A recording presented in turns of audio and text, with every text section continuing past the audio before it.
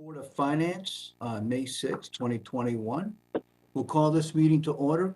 May we please stand for the Pledge of Allegiance. I pledge allegiance to the flag of the United States of America, United States of America, and to the republic for which it stands, one nation, under God, indivisible, indivisible, liberty, and justice. justice for all.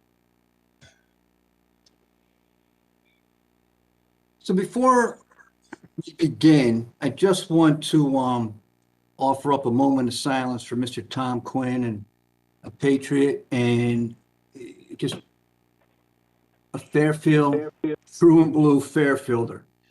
Most of us have worked with him for many years in different projects. He's dedicated to this town, loved being on these building committees, and just did a great job for us. So he will certainly be missed from the town of Fairfield. So just a moment of silence for Mr. Quinn.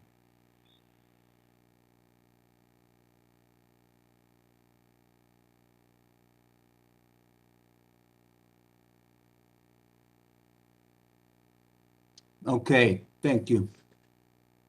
So for the public may send their comments pertaining to an agenda item before or after the meeting to the following email, bof@fairfieldct.org. And as you would in a public meeting, please include your name and home address with your comment. Okay, welcome everybody. We have about 9 items on our agenda tonight. We are going to begin item number 3, to adopt a bonding resolution. So we have with us Community and Economic Development Director, Mr. Mark Barnhart. Mark, welcome. Affordable Housing Committee Vice Chair, Ms. Cindy Samarco, welcome. And Attorney Mike Andriana from Pullman and Conley. He's here in John Stastrom's place. So welcome. So I'm going to put this agenda before us to hear, consider, and adopt a bond resolution entitled a resolution appropriating $2 million for all costs associated with the purchase of properties on Quincy Street within the Parkview Commons development and the reimbursement of the Housing Trust Fund, and authorizing the issuance of bonds to finance such appropriation as recommended by the Board of Selectmen. Can I have a second, please? Seconded by Mr. DeWitt. So this item is now before us. Mr. Barnhart, I'll turn it over to you. Thank you, Mr. Chairman. Can everyone hear me okay? Yes. I can hear you. Okay. For the record, Mark Barnhart, Director of Community and Economic Development for the town. I'm joined by Vice Chairman of the Affordable Housing Committee, Cindy Samarco. I think by way of background, I think many of you are familiar with the Parkview Commons development, also known as the Navy housing site. The town originally purchased this property in 2004 from the United States government. It subsequently subdivided the parcel and sold off 22 of the lots as affordable home ownership units to income eligible buyers, subject to resale restrictions to maintain their affordability. As part of that deed restriction, the town has a first right of refusal to repurchase the properties if offered for sale. And we're hoping to exercise that option to purchase 3 properties. What is before you is a financing instrument. We're looking for your authorization to issue a bond. In actuality, our intent is to issue bond anticipation notes, the cost of which, annual interest and carrying cost, would be covered by the Housing Trust Fund, which currently has a balance of $675,000. The intent is to acquire these 3 parcels in addition to one that we previously purchased using monies from the Housing Trust Fund, assemble them, seek a development partner with which to work with, and do a limited redevelopment of the site, with the intent not only to preserve affordable homeownership units on this site, but also to increase those units. The issue that we have in the wake of Superstorm Sandy in 2012 is, while the units themselves didn't suffer substantial damage, there was an increase in flood insurance premium cost. And in order to elevate those structures, it's simply not possible to do that with the resale restrictions in place. So our intent is to acquire these parcels, demolish the existing units, build new at the correct flood elevation, and actually increase the number of affordable home ownership units in the process. As I said, the annual interest carrying costs associated with the debt issue would be covered by the Housing Trust Fund.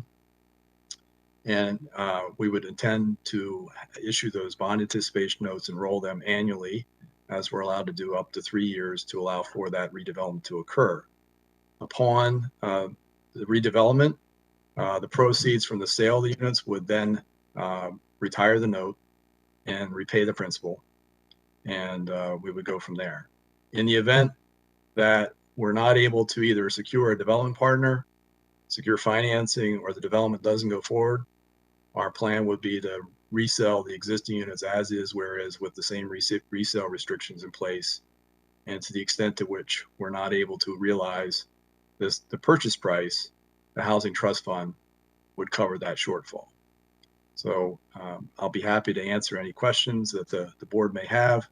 This also is subject to the approval of the RTM, and as to the actual purchase of properties, a favorable recommendation or a referral to the Planning and Zoning Commission under 820. Again, I'm happy to answer any questions that you may have at this time. Okay, thank you, Mr. Barnhart. Mr. DeWitt. Thank you, Mr. Chairman. Chris DeWitt. Thank you, Mr. Barnhart. I looked over. There's a lot of paper here in the backup. So thank you for all that. I'm confused on 2 points. Could you take me through how we're spending $2 million, because I can't seem to make that number work.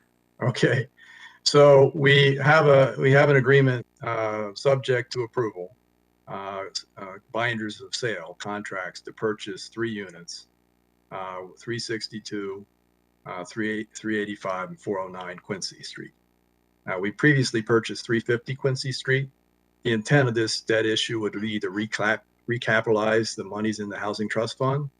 And as I mentioned before, the Board of Selectmen and our Affordable Housing Committee already authorized $300,000 or $295,000 to purchase 350 Quincy Street. So there is already an appropriation or an authorization for the purchase of properties, and we would use that to pay the interest and carrying cost for those 4 properties. Our overall intent is we're in discussions with an additional 1 to 2 additional properties. So our plan has been to try to assemble 6 lots or 5 lots, sufficient that we could actually do a redevelopment using some economies of scale. So the financing before you is sufficient to cover the acquisition cost of up to 6 lots, including any other costs with the issuance or attorney costs and the like. So that's how you get to the $2 million. So in the paperwork here, it says the cost to acquire those 3 parcels you named was $901,000. Yes. So 1.1 million is roughly is left over to buy the other 2 parcels and any other administrative costs. Is that correct? Well, again, we purchased 1. Our plan was to actually recapitalize through this debt issue the monies that we laid out for that 4. So that there actually be 4 parcels. So and then 2 additional ones plus any costs associated with it. Okay. No, I get it. If Help me out with the Housing Trust Fund.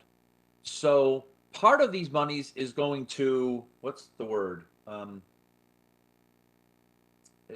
Which will be rolled over into so the Housing Trust Fund is paying the interest, but it feels to me, or it's implied that some of this $2 million is going to, reinstate or revitalize the Housing Trust Fund. Is that something we've done in the past with bonding? we reviewed this, and perhaps bond counsel can speak to that issue, but we did review it with bond counsel, and I believe, if I'm not misstating their opinion incorrectly, this is appropriate. I don't know if the town has done that previously, but the intent is to essentially use the money that had previously been authorized to purchase 350, roll that into the overall debt issue that we're doing here and just finance it on an annualized basis, which we think is a more prudent use of the funds that we have. I don't know. I'm still kind of confused. I mean, the fund, Okay. the fund today, per this statement says there's $670,675. Right. That's and this says, as of this writing, does not include the monies that were used to acquire 350. So that number has been reduced. That's been netted out. Right. Right. So one of the last things that I'm confused about is if we are restating, refilling, whatever this fund again, to what level will we be doing that? So maybe, I don't know, if the CFO $295,000, which was the money that was used to purchase 350. Oh, so the only thing we're refunding back to the fund is the cost of 350 Quincy. Oh, okay. Okay. I'm sorry if I wasn't clear before. No, I might just not be tracking. I'm sure we were clear. Okay, because I had in my 14 years, I never remember ever, I knew there was a housing trust fund, but I'd never remember us ever putting any money into it. Well, the housing trust fund is actually a fairly new creation. Okay. It's only been in existence for a couple of years. Okay, great. So I'm still a little confused about the breakdown of the 2 million, but I understand the large chunks. Well, we would only actually issue the notes that we would need to purchase the 5 or 6 properties that we intend to go to contract with. The 3 that we currently have, the 1 that we purchased previously, and hopefully 1 or 2 more. That will have. So if you only spend 1.5, you're only going to bond 1.5. Correct. Exactly. Okay, so you're just trying to cover all your. Yeah, I'd rather not have to come back and ask for an amended appropriation. Okay, so that helps me. All right, thank you. Okay, thank you, Mr. DeWitt. Further questions from the board? Ms. LeClaire?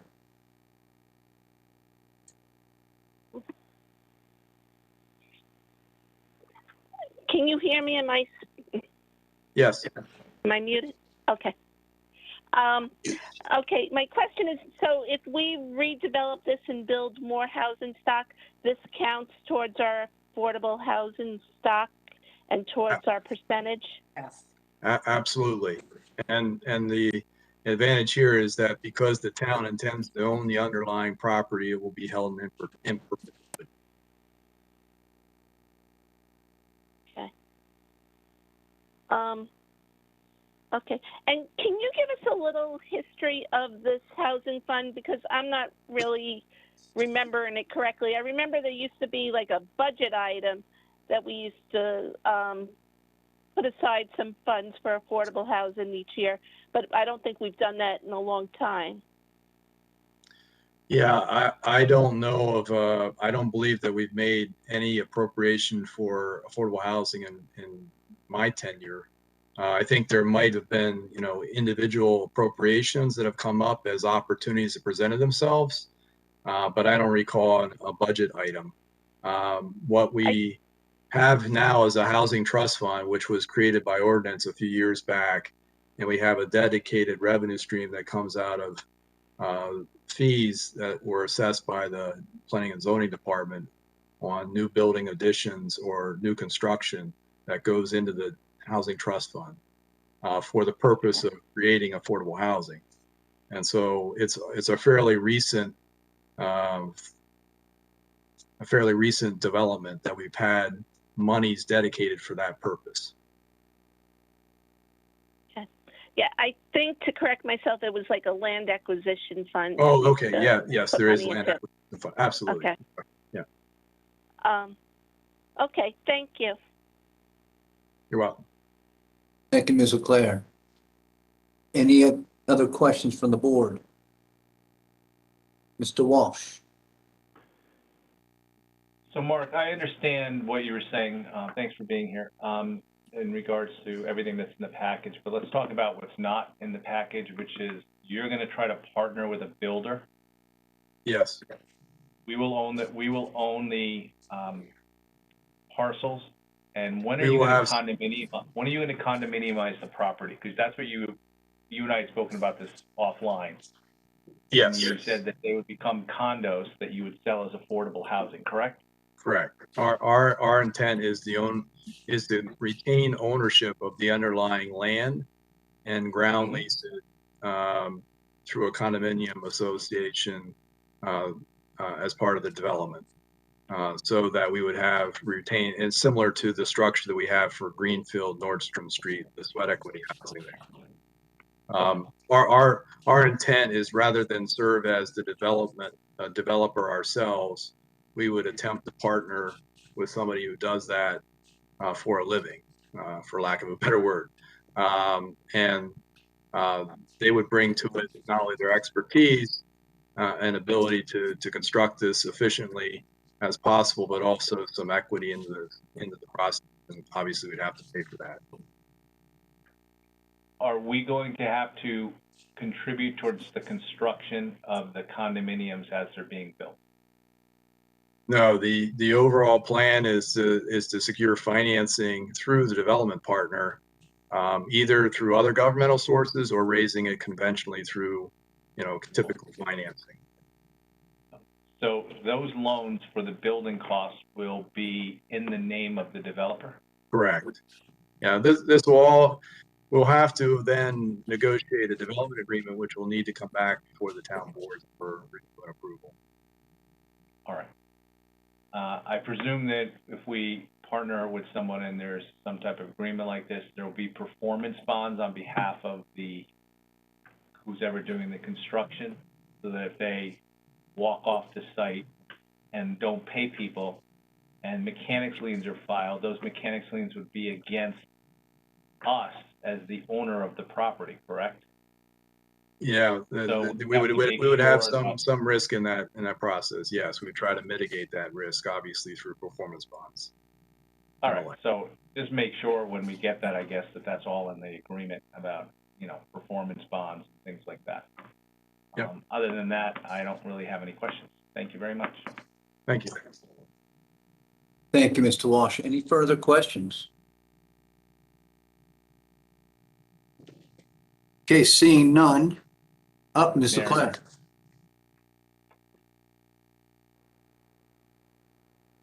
Okay. So if we're the landowner for like a condo association, will we be at risk or liability if there was a fire or a major accident of some sort on that property? Is it something that we need to worry about in the future if we go down this road? Well, those details haven't been fully worked out, but as is the case with Greenfield Nordstrom, the association would have to bear that risk and also provide some insurance or guarantee to the town as the property owner. So I think there's ways of mitigating that risk, but we haven't crossed that bridge yet.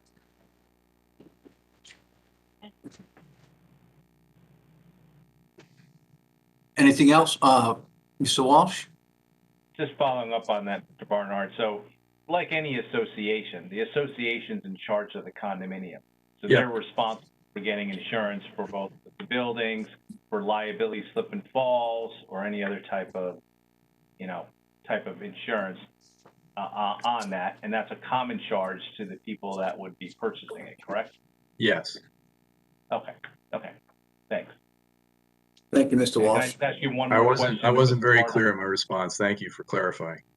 No, but that's normally the way it happens. And just one Yeah. last follow-up regarding Mr. Leclerc's earlier question in regards to the affordable housing and us getting credit for it. Following up on what I've heard you say before, we don't get credit for that unit until the units have a CO on them, correct? That is correct. They have to be built and a certificate of occupancy issued on it, correct? That is correct. Yes, sir. So it could be like 2 to 4 years or something like that before that we would get credit for those specific units. That would be reasonable. Yes. Okay, thank you. Thank you, Mr. Walsh. Any further questions? Okay, seeing none, I'm going to read the bond resolution and we will take a vote. Can I make a motion to waive the reading of the bond resolution? Yes, you may. Seconded by Mr. DeWitt. All those in favor? Aye. Okay, that is unanimous. Thanks. So this item is before us. All those in favor of item number 3 on our agenda, say aye. Aye. Aye. And that is unanimous. Thank you, Mr. Barnhart. Thank you, members of the board. Have a good night. Thank you. Good night, Mark. Thanks for your hard work.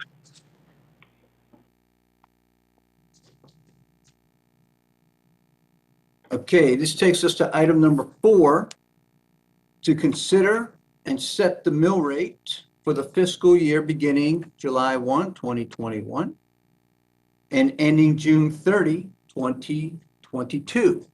Can I have a motion to put this before us? Mr. DeWitt, seconded by Mr. Walsh. Okay, we have Mr. Schmidt here with us and our tax assessor, Mr. Ross Murray. So thank you both for being with us tonight. Before we get started, and before I turn it over to Mr. Schmidt and Mr. Murray, just want to make a comment, address the board and address our taxpayers. So this budget season comes to an end, and it can be said that this is one budget spanning over 2 years, largely based on the bipartisan decisions we made last year in a tumultuous and uncertain time. Now, last year, we reduced funding and drew down reserves up to $10.4 million to attain a 0% mill rate increase for the current fiscal year. As we were all aware, this resulted in additional funding needs in the upcoming budget year. Now, in addition, in the current fiscal year, we were appropriately conservative in our budgeting revenue based on limited visibility on collection rates, state actions, delaying tax due dates, and general economic concern given the pandemic. It's safe to say we were very bearish on revenue. Now, thankfully and happily, a year later, this has resulted in a significant surplus in actual revenue. The current and prior year levy and interest is over budget by $2.6 million, mainly due to the tax deferment. Also, conveyance tax is over budget by $1.6 million. And Parks and Recs revenues up by $900,000 from our conservative estimates. I think that's something none of us could have predicted. So last month, when the Board of Finance voted on the budget, the current year surplus projection was $3.2 million. This has been revised largely to continue strength in the collection rate and the conveyance tax. The new surplus estimate presented to the RTM stands at $4.8 million, and it allowed them to further reduce our required contribution to surplus by $1 million. And so as we sit here this evening, the tax increase over the past 2 years is under the rate of inflation for our residents on average. When adjusted for the cliffs we knowingly created last budget cycle. Now, during the course of the RTM budget deliberations just the other evening, I heard the surplus referred to as overtaxing. Now, this was never about overtaxing. This was about lack of visibility under extraordinary circumstance. And it's about the best use of the tax dollars in fiscal year 2022. Now, in addition, our being conservative in such matters has historically saved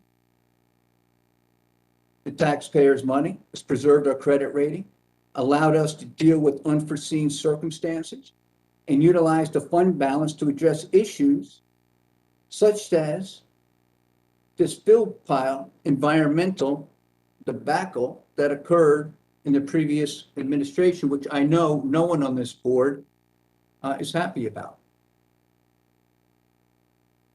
And this is going to require significantly more financial resources in the coming years that are yet to be determined.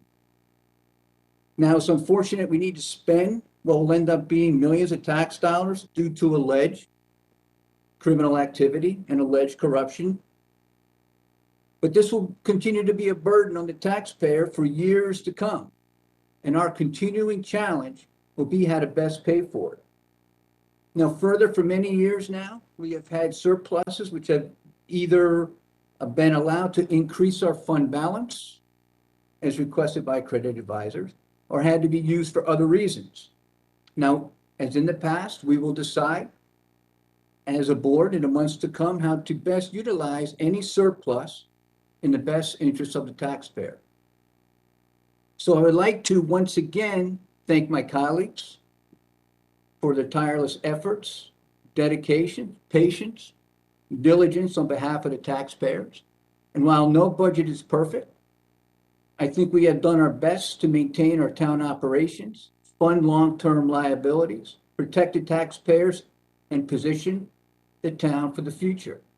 I would also like to extend once again our appreciation to the first Selectwoman, Brenda Kupchak, CAO Tom Bremer, the entire finance department, especially CFO Jared Schmidt, Controller Caitlin Bossi, and yes, even Linda Gardner, who came back to help us.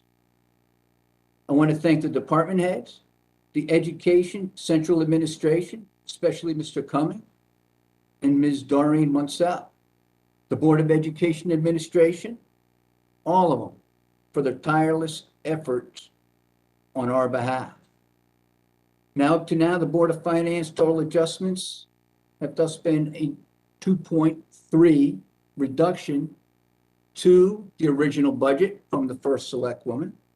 And maybe tonight we can save the taxpayers some more dollars. So with that, I say, let's get to the business of finalizing the mill rate for the town. And I will turn it over to you, Mr. Smith, and you, Mr. Murray. Well, before you two, there is someone that has a higher rank, and that would be Ms. Kupchak. And I'll turn it over to you, Ms. Kupchak, first Selectwoman. Thank you, Mr. Chairman, and I appreciate your comments and all the hard work. I would like to echo all the hard work that your board has done over the many months and the help that you have offered and guidance you have offered me in this second budget year.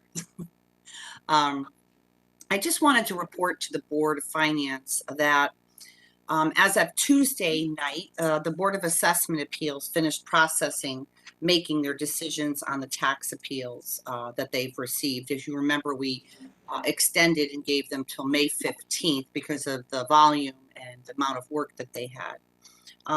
But they have finished ahead of schedule. And on Tuesday evening, the Board of Assessment Appeals completed most of its work for the most part, making decisions on property applications. And as you know, the budget currently includes $25 million in assessment appeals. But after calculating all this data, the assessor's office reported that the board approved more assessment reductions than we budgeted for, and that the overall impact on the budget is going to be about $212,000 less in tax revenue. The variance is due to, in large part, to the board's willingness to make decisions regarding the greater number of commercial properties that we had, that they had actually. We received an update on the status of these property collection rates too from the tax collector, and the latest collection rate statistics for the month of April appear that we will be exceeding our collection rate that was budgeted for this current fiscal year. So we're not foreseeing any more executive orders coming out of the governor's office regarding deferments. As you noticed, a lot of his executive orders are kind of going away. There's a few that the legislature are looking to extend, but this isn't one of them. I've been in contact with our state delegation as well as the governor's office. So therefore, it's reasonable that the Board of Finance may want to really look closely at that collection rate tonight. And so I just wanted to share that with the board because that was a tweak that we just recently learned of because the BAA just finished Tuesday evening. And so I will hand it back over to you, Mr. Chairman, and I appreciate you taking the time, giving me the time to just share that with the board. Okay, thank you, Ms. Kupchak. What I'd like to do is turn it over to Mr. Smith and Mr. Murray, and then after they have addressed us, if there's any questions, we will do that before we go through the rest of the packet. So, Mr. Schmidt, I'll turn it over to you. All right, thank you, Mr. Chair. And I just want to add just a little bit of detail to what Brenda was just talking about. And so the total amount is just under $33 million. That makes up the Board of Assessment Appeals. The exact number we have right now is $32,863,012. And so that is going to impact the revenue slightly. And the main reason for that, as Brenda talked about, was the addition. The board took on more commercial properties than they have in the past, and made decisions on those properties. And so actually the residential part of it was right at about 24,500,000. So it was just barely underneath what we had projected. So had the typical process been followed and the typical properties been had decisions made on them, we would have been right at the $25 million number, or very close to it. Ross, I don't know if you have anything to add to that. Yeah, thank you. I can just add a little more detail to that. The actual number that the BAA reduced as of today is $32,180,629. We've worked pretty hard to get this number finished updating it in our systems and reconciled. So that is our number right at the moment, reconciled.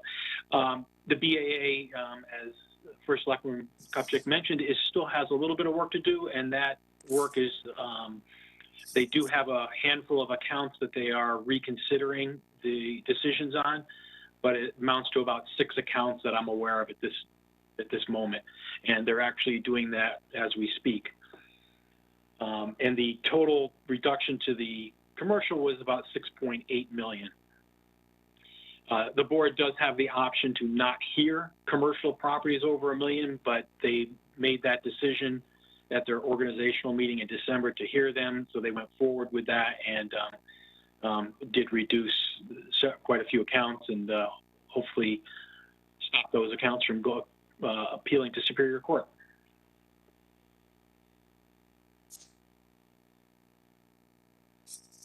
Okay. Are there any questions up to this point? Mr. Walsh.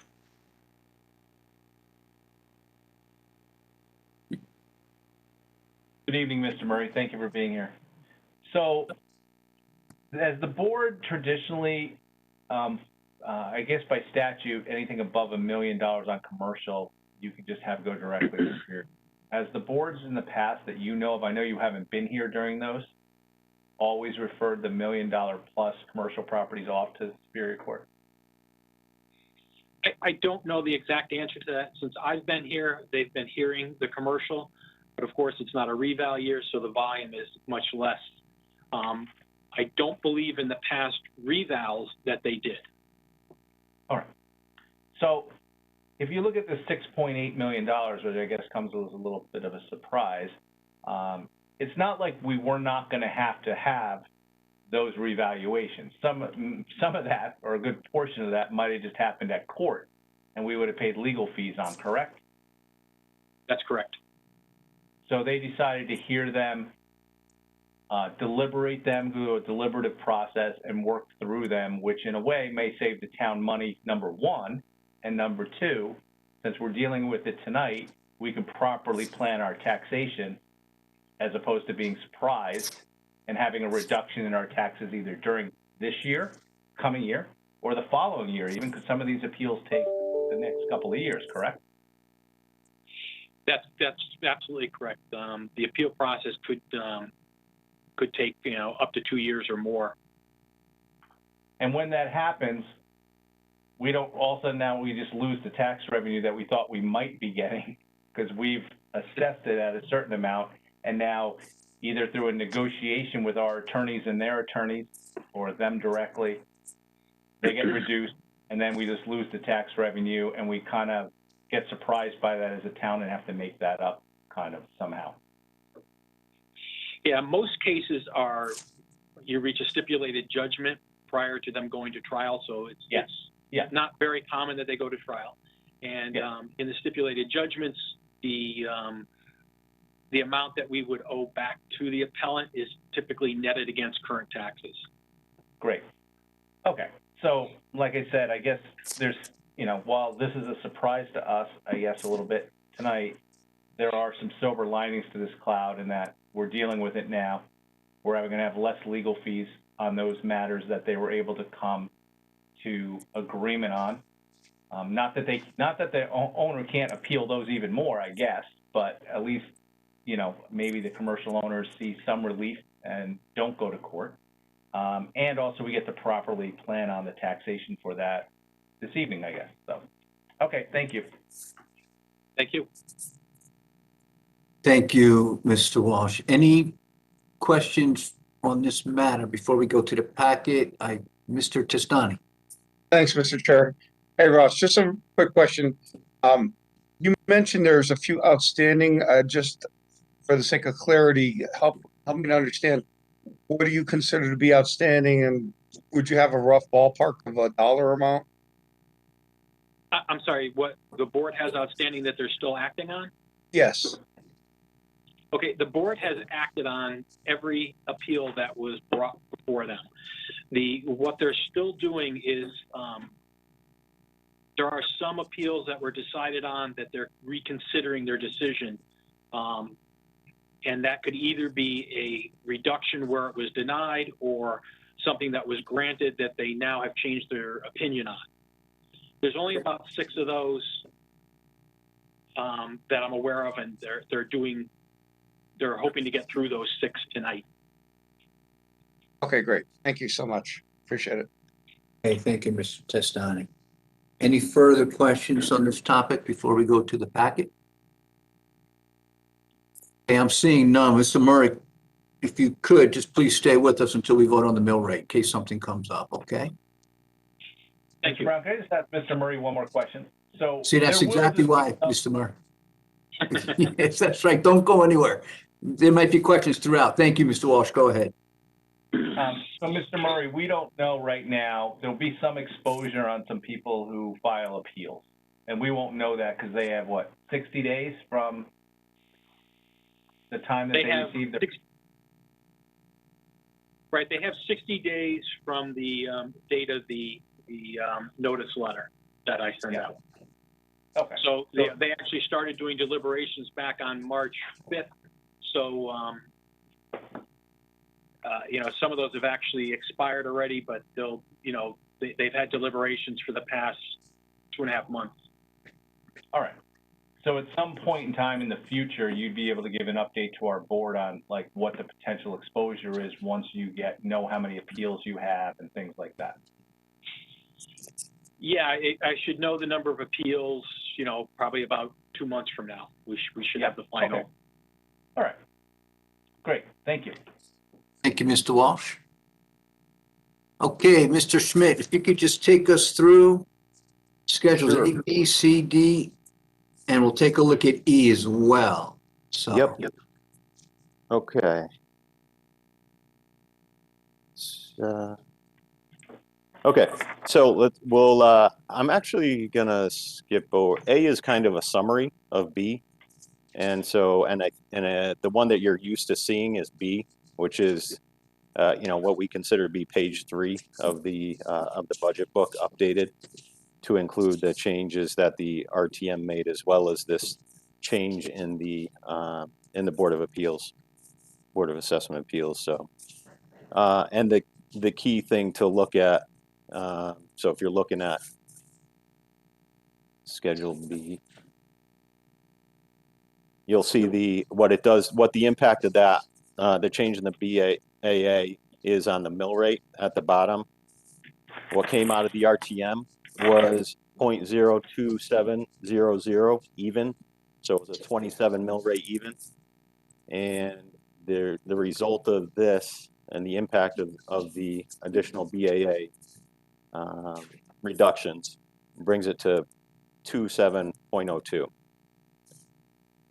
And what that means for the increase, the mill rate increase, was that coming out of the RTM, it was 0.78%.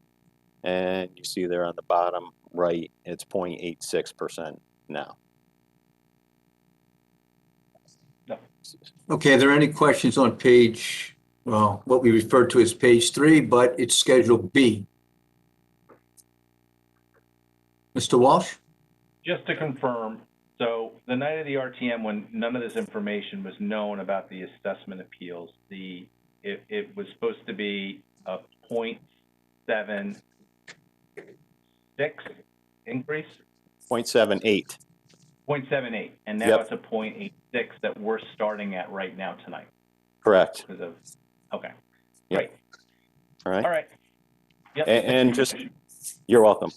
And just to point out, about a third, half of the way down, you'll see the reserve for uncollected taxes, which Brenda talked about briefly.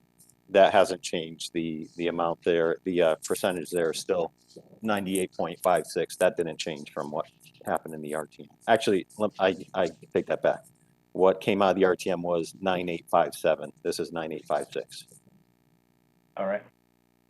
Thank you. Okay. The next page shows the impact of fund balance on fund balance. So you can see that what happened in the RTM, the intent is to take, first of all, what the Board of Finance did, which was put $1.2 million of the surplus and use that to go into the fund balance. And the intent of the RTM was to take the remaining amount that was originally appropriated in the budget, and that remaining amount was 1.02 per million. And so that came out of surplus, so that you can see the impact of that on 21, where there's a temporary increase in the percentage funded up to 11.678% from what it was last year, 11.045. And because really this is really just an issue of timing. In the budget, all that money was scheduled to go into the fund balance in 22. Now, because of the action of the Board of Finance and the RTM, all that money would go in 21. So you see, as of now, what I think what the intention is that that amount, that dollar amount, is not going to change from 21 to 22 because it goes into 21 and then it remains the same as of now in 22. So, Mr. Smith, that assumes the 2.2 million. Correct. Okay, Correct. from the surplus goes to the fund balance. There's no guarantee of that. That's right. Right. So my Yeah, question that's is, why. my question is, Chair, where is it now? Where is it now? Because where the fund balance percentage now? Well, as of the end of last year, it's at 11.045. Right, but now it's at 332, 342, and we haven't transferred anything in there, right? No, nothing's been transferred in, and nothing would be transferred in until we close the books. If that's Nothing's the going to get decision that's transferred made. in unless we vote for it to be transferred in. But so my question is, the budget's at 332, 342. If I understand you, the percent of 11.145% is under the assumption that the 2.22 million, the F-21 surplus falls to fund balance. My question is, what if that doesn't happen? What is that number? Do you know? I guess that would depend on what does go in, because you could do to 2.2, or you could do anywhere in between. You could do less than that, more than that. That will be determined by what you decide, what the Board of Finance decides to do at the end of the year. No. Okay, I understand that, but if we put 0 in, is my question. What would that be? You put 0 in. 2.48. I haven't done that calculation. Well, Ms. Charlton just did. Ms. Charlton. I think you would still have the fund balance of 34,819 if you didn't put anything else in. Correct. In other words, if we used our entire surplus and then you divide that into the budget of 332,342. So that comes out to 10.8%. Right. Sounds right. All right, thank you, Ms. Charlton. Mr. Walsh, you had a question? Yeah, I did a different calculation. I had like 10.978 and it would be a negative 0.07 change. It'd just be a negative. So the bottom line is if we don't put anything in September, we're going down again. And then since there's nothing in the fiscal year budget, fiscal year 22, we'd probably be going down again.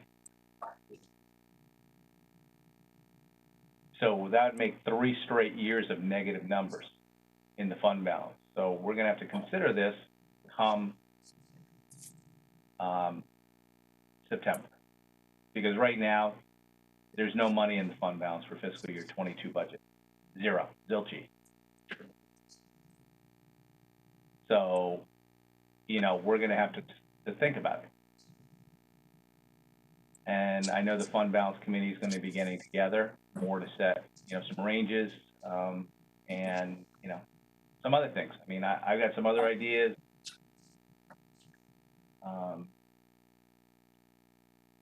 But we could talk about them at the fund balance committee, which I think should meet over the summer and prior to us making decisions in September. So this way we can have Thank you, Mr. Walsh. comprehensive conference, maybe a comprehensive conversation about it before we have to vote on what we want to put in. Thank you, Mr. Walsh. You know, Any I further will say, questions on this? And I'll just tell you a general thought, everybody, that I'm having when I'm like looking at this and struggling with this fund balance and how it's going up, is that there seems to be a two-step process that maybe is overfunding the fund balance. One is that we seem to make 2 contributions to it.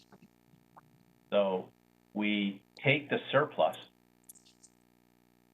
and we, you know, sometimes we assign some of the surplus to different categories and, you know, to pay for some of the fill pile stuff and legal fees and, you know, things like that. And we're gonna have a lot of choices with, if there, you know, God hope there's $5 million left. We still have a couple months to go. But, so it's a good problem to have, I guess. But we also have a lot of things going on in the town and fill pile issues and all sorts of stuff. So there's a lot of need there. But we normally have been making a contribution to the fund balance in September at the end of the year. Then under the calculation in our fund balance policy, we're requiring the first selectwoman to put in the budget a calculation, again, of fund balance in the budget. Having both happen in a given year might be putting too much in and making the fund balance go up quicker than we really want to, which becomes a little bit of a feeding on itself thing, because the larger the fund balance gets, the larger the amount we have to budget for fund balance every year. So I just want to look at that issue and talk to the fund balance committee, see whether we might be able to come up with a more realistic thing. You know, one of the questions I have is maybe when the first selectman woman or person who's in the seat is calculating how much to put in the budget, they get credit for whatever the surplus was left from the year before. You know, this way we're not, it was supposed to be a do no harm policy, but it's kind of turned out unexpectedly to be a drive up the fund balance policy in a way, because you're having 2 different pots of money going to the fund balance. So, you know, I think it's just stuff that our committee has to talk about. So it's just stuff I've been trying to think about over the last couple of months when we've had a lot of fund balance discussions. So whatever, I'm sorry to take up the time now, but I'm just telling you some of my thoughts. No, thank you, Mr. Walsh. Thanks. And that committee is Mr. Mottola and Mr. Claire. So we'll look forward to hearing what you guys come up with at some point, if not this summer, in the fall. Yeah. Okay. Thank you. Thank you. Okay, Mr. Schmidt, let's go to Schedule E before we go to Schedule D. Okay. All right. So Schedule E is what we're looking at here is a collection rate history.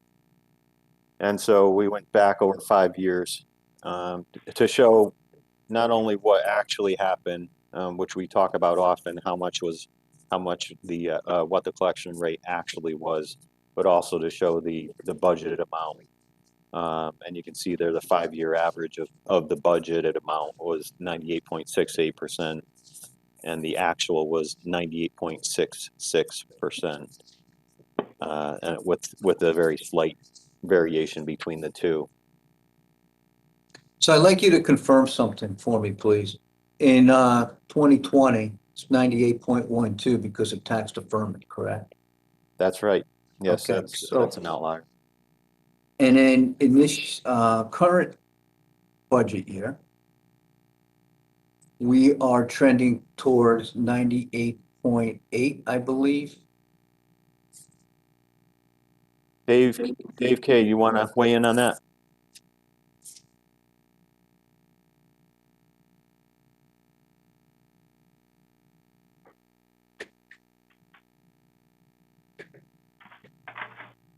Can everyone hear me? We're good. All right. Good evening, everyone.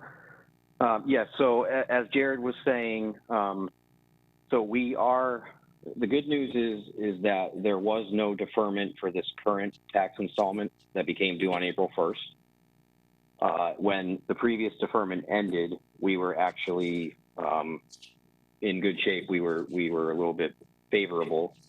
We were not behind in collections compared to previous years.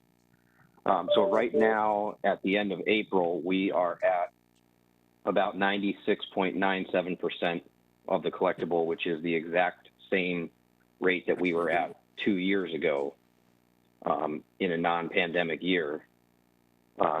And because there's no deferment this installment, we're on schedule to proceed with our normal collection procedures that we did back at the end of fiscal year 19, which at that point we had achieved a 98.8% rate. So we're on track to achieve that same rate this year. Okay, well, that's very good news. And congratulations to your department, and thank you for the taxpayers, because we all know it hasn't been an easy year. Okay, so 98.66, my point is it's a little skewed, right? Because at 98.12 is an outlier. And if we're trending towards 2019 numbers, that's not an outlier, because we fit it before. The year in 18 was 98.96. So, Ms. Charlton. Thank you, Chairman Brown. Can I just clarify, none of these collection rates include prior year. Do any of these include prior year taxes? Okay. No. So to the extent we had tax sales or past due tax collections in any year, they're not in these numbers and they wouldn't impact the rates. How long has it been since? Go ahead, I'm sorry. I'm sorry. So a tax sale, this is before my time, but I believe the last time a tax sale occurred may have been 2012. I believe that was the date. But so a tax sale can just boost your current year because of the publication of it. So when people hear a tax sale is happening, the mindset is, well, they don't even understand how the process works and that they're not subject to it. But if they hear that there's a tax sale going on, the mindset is, well, I don't want to be a part of that, so I'm just going to pay my taxes. So it can boost your collection rate on your current year, even though you're really pursuing, accounts that have prior year delinquencies. But you're not seeing it in these 5-year numbers because we haven't done one in the last 5 years. Got it. I thought I might be mistaken. I thought we did give notice of one, and I don't know if we didn't go through with it or not somewhere in recent years. But either way, so no tax sale in any of these numbers, and prior year tax. 5, no. Not in the last 5. Okay, thank you. And then prior year tax collections in general are not in any of these numbers. No. Okay, Nope. thank you. Thank you, Ms. Charlton. Any other questions on Schedule E? Okay, then back to Schedule D. Mr. Smith, I'll turn it over to you. Okay. This sheet has different scenarios, and the scenarios are what do you, what changes you could potentially make to the reserve for uncollected taxes, starting at the 98.56%, which is what's on page 3 now, and what that would do. Obviously, there being no change because that's what's in there now. So you go to 98.6. Your mill rate goes down to 27.01. The tax rate increase goes to 0.82%. Reserve for uncollected decreases by 116,318. That's the way to read this next one. 98.63 would be the next increment. Goes to 20, gets you back to the mill rate of 27 even, which is what the RTM adopted, which is a 0.78% mill rate increase, and that's $232,636 worth of reserve, and so on. Okay, thank you, Mr. Smith. Mr. DeWitt? Thank you, Mr. Chairman. Chris DeWitt. Only because we've been talking about the collection rate, which is the 98%-ish number, and the mill rate as two independent things. I just want to make it clear to anyone listening to the taxpayer. These numbers are tied together. You can't have a collection rate of 98.8% and have a mill rate of 27. So when we set a mill rate, we're going to de facto set a collection rate. So those two numbers are inherently tied together just by math. Just so there's no confusion. Okay, thank you, Mr. DeWitt. Okay, so it's decision-making time on the Board of Finance to set the mill rate for fiscal year 2022.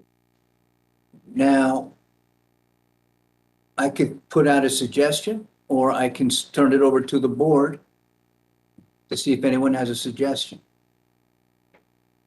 Okay, you know what? I think it's better as chair for me to make a suggestion, and then we can have a discussion.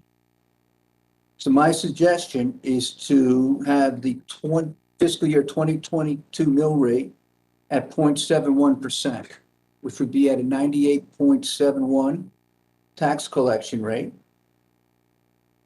Reason being, we're still pulling out of a pandemic. Probably need to stabilize for another year. However, it is somewhat in line with the average that we saw on Schedule E. And it does give the taxpayer relief of an additional $465,271. That is my suggestion, and I open it up to the board for opinions. Mr. DeWitt? Thank you, Mr. Chairman. So I agree with your recommendation, and for a couple reasons. So if we take Schedule E, and let's just take 2020 out of the equation as an anomaly or an outlier, the actual CAFR comes out to about 98.8. And I like the fact that you're recommending 98.71 as a collection rate, because we're not completely out of this pandemic yet, as I'm sure the first select woman would attest to, and everyone on the emergency management team. So that gives 0.09%. We got still a little bit of leeway there, but I have to say, the taxpayers of Fairfield, they came through last year. I think they're going to come through again this year, but I still want to give them a little bit of relief there on that 0.09%. So I would be in favor of the collection rate of 98.71%, which is a mill rate of 26.98. Thank you, Mr. DeWitt. Any other suggestions? Mr. Testani? Thanks, Mr. Chair. I actually just want to agree with your sentiments and Mr. DeWitt's and formally making a motion that we pass that mill rate that you suggested, corresponding to the reserved for the tax collection of 26.98. Okay, so Mr. Testani is making a motion that the mill rate for fiscal year 2022 is 26.98. Do I have a second? I'm happy to second that, Mr. Chairman. Seconded by Mr. DeWitt. Still open for discussion? Seeing none, all those in favor, say aye. Aye. Mr. DeWitt, Mr. Walsh, Mr. Mottola, Ms. Charlton, Ms. Leclerc, Mr. Testani, and Ms. Marmion. So that motion passes unanimously. So the fiscal year 2022 mill rate is officially at 26.98 with a mill rate tax increase of 0.71%. So again, I want to thank this board. Nice job. And the mill rate is set fiscal year 2022. We'll put this to the side. Mr. Walsh, it looks like you have a... You're on mute. You're on mute. Well, I'm glad we passed that, so I think that's great. But I just had a question for Mr. Murray. So on the residential side, do you have numbers yet based on the appeals that have been decided by the BAA? What the average for like the residential went up?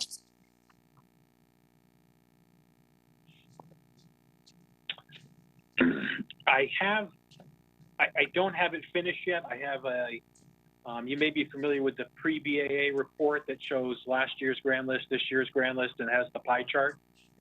Mm-hmm. I do that same report post-BAA, and I just don't have that finished yet.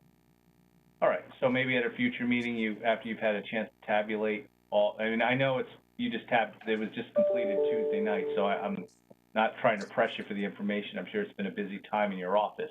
So maybe at another meeting, you could just kind of give us a summary of what happened. Absolutely, yeah. Once the BAA is completely wrapped up, I can get those numbers together. Thank you, Mr. Murray. You're welcome. Okay. Thank you, Mr. Murray, and I believe your job is done here. So thank you for being here with us tonight. We appreciate your time. Thank you again. Okay, on to item number 5. To hear, consider, and act upon the suspense list board tax collector.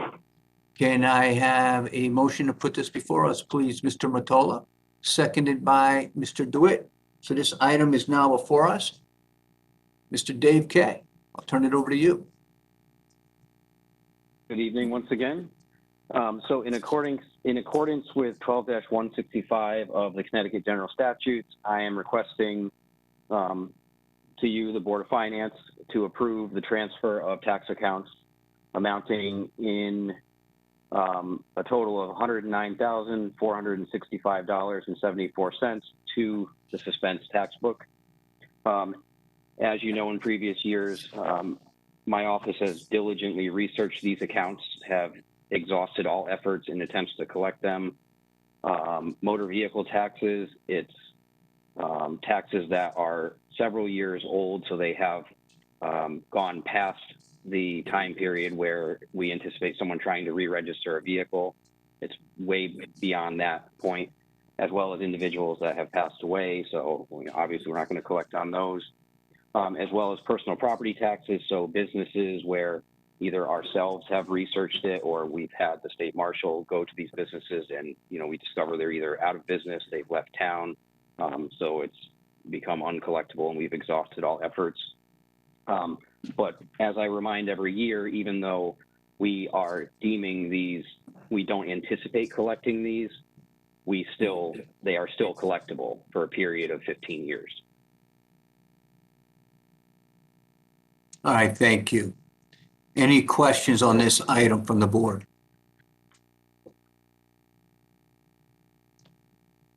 I'm seeing none. No questions. No one's going to ask if their name's on this list. I assume. Let's hope not. We've all I checked double and checked we it. got the I backup. didn't see anyone's name. I did double check. Hopefully that would be confidential if you did. Okay. All right, no questions on this item? All right, then I am going to make a motion to approve the transfer of tax accounts amounting to $109,465.74 to the suspense tax book, with motor vehicle taxes being $74,410.64 and personal property taxes being $35,055.10. May I have a second, please? Seconded by Ms. Leclerc. All those in favor say aye. Aye. Opposed? None. Okay, that is unanimous. Up, Mr. Walsh. I'm abstaining only because I see a couple of past clients over the last 20 years on the list, and I don't want anybody to think that I'm voting on this for somebody on the suspense list, so I have to abstain. Okay, thank you, Mr. Walsh. I'm sorry I missed that. So the official vote is 8 in favor, 0 opposed, 1 abstention with Mr. Walsh abstaining. Moving on to the next item with Mr. Bremer. Welcome, Mr. Bremer. Item number 6, to hear an update on the fill pile FEMA rejection of reimbursement for Penfield Pavilion. Mr. Bremer, thank you for being here tonight. Thank you for the updates. Good evening, good evening. And, Hi, Mr. Bremer. can everyone hear me? Yes, sir. First, I'd like to apologize because try as I might, I can't. I've tried in 15 different ways to try to move this quickly and make this short. But unfortunately, I think this is going to be rather lengthy, so bear with me. I'm going to go over 6 areas. And I think when I'm done, you will have a very good sense of everything there is to know about fill pile. The 6 areas I'm going to go at is going to be, I'm going to talk about the 7 sites that we previously, I came before you and we awarded some money on. My second area is going to be Gould Manor. The third area is going to be the fill pile itself. The fourth area is Penfield Pavilion, and I will touch on the appeal as well. I'm going to move on to the hardening project, and then I'm going to go to the overall wastewater treatment plant, if I haven't lost anybody by then. Stop at any time anybody has any questions, I'm happy to answer them. All right, moving on to the 7 sites, the original, what we call the 7 sites in the office, which I assume you're all familiar with: Jennings Beach, McKinley, Osborne, et cetera, et cetera. Where are we with those? Some additional testing has been required for some PCBs on some of these sites. Some have been completed, some are being conducted as we speak. We have already advised our remediation people to begin on Sunset Avenue and Southport Beach. The plan is to have them go from site to site. When they're finished with one site, they'll go to the next site. The plan is also to have all of these completed by the end of the summer. At least that's what we're shooting for. We definitely want to have the schools, McKinley, Osborne, and Mill Hill, addressed as early as we can. I'm supposing that when the schools are let out in June, that's when they'll attack those sites. And I'm hoping to complete a number of sites before school is let out. I would say it's going well. I would say that it's subject to the consent order, and what that means is that we have already worked out with DEEP and the EPA exactly what steps need to be done to finish off these sites. Everyone's comfortable with that, and we're going to get Ty and Bond, our LEP, to sign off on these sites, and when they're done, and we don't expect to be going back there. But one thing you should remember, and we talk about it in the money that was appropriated in the past, and that is, these are some of the major sites. If I put aside Gould Manor and Penfield, these are some of the major smaller sites that had Julian fill on them. There are approximately 30 to 40 additional sites that have some touches of Julian fill, I'll put it that way. These are much smaller sites. They could be the size of a desk or a couch and that sort of thing. Some of those need additional testing as well, but the plan is that once these major sites are done, We'll then go out and test those, and for, I'm hoping, a relatively small amount, we'll be able to clean up those additional sites. So that's where we are with those 7 sites. As I said, we're hopeful to be done before the end of the summer, and I'll have a much better sense at your next June meeting. I'm hopeful to have a few sites completed by then, and I'll be able to give you a further update in June. So that's it for those 7 sites. Now let's talk about Gould Manor. Gould Manor, and again, anybody has questions, I'm happy to stop. Gould Manor is not subject to the consent order. Gould Manor is not something that Julian Fill has touched. There was a portion of it, the sidewalk that had Julian Fill, that's already been remediated. But as a result of the Julian Fill and the testing there, what we ended up doing is testing more and more, because when you find a site that has a problem, you need to test around the edges. When you test around the edges and you find more, the edges just get wider and the circle gets wider and wider. And in effect, what we ended up doing is basically testing almost all of Gould Manor. And what we found as a result is basically historical contamination, arsenic, that sort of thing. But because it's not subject to the consent order, and because it's not subject to DEEP or EPA, in consultation with Brenda, what we've decided is we're going to go to the Department of Health, Connecticut Department of Health, and we are about, I would say, 2 to 3 weeks away from proposing a plan to basically clean up Gould Manor and have the Connecticut Department of Health sign off on that. Obviously, whatever we do in terms of cleaning up a site, we only want to do it once, and we want to make sure it's safe for whoever uses the site. So that's why we believe that by going to the Department of Health, getting them to sign off before we put a shovel in the ground, then once we have that approval, we'll obviously go out to bid and we'll start the remediation efforts. How long will that all take? We're hoping that because it's the Department of Health Services, and because we have a good relationship, at least SANS has a good relationship up there, we're very hopeful that we'll be able to get approval on what we want to do sometime in June. Once we have that approval, we'll go out for RFP and we'll do what we need to do. And we're hopeful to have some shovels in the ground. I'm gonna guess around August, September, so that we can do whatever we need to do, so that going into the winter, we're done, so that the field will be able to be used next spring. I saw a hand. Thank you, Mr. Bremer. I see Mr. Mottola has a question. Mr. Mottola? So there's no requirement to get some type of approval by DEEP for Gould Manor? Is that what you're telling us? That's what I'm telling you. Okay. All right. Okay. They've already. I got to ask a loaded question here. You've consulted with legal counsel on that just to make sure we're okay. Absolutely, absolutely. All right. So John, if I could just jump in, because the fill pile, we talked about this, probably you asked this question about a month or so ago, or maybe longer. The fill pile soil was along the sidewalk, and that was all cleaned and remediated. But because when they were testing, they have to keep going outward, to make sure.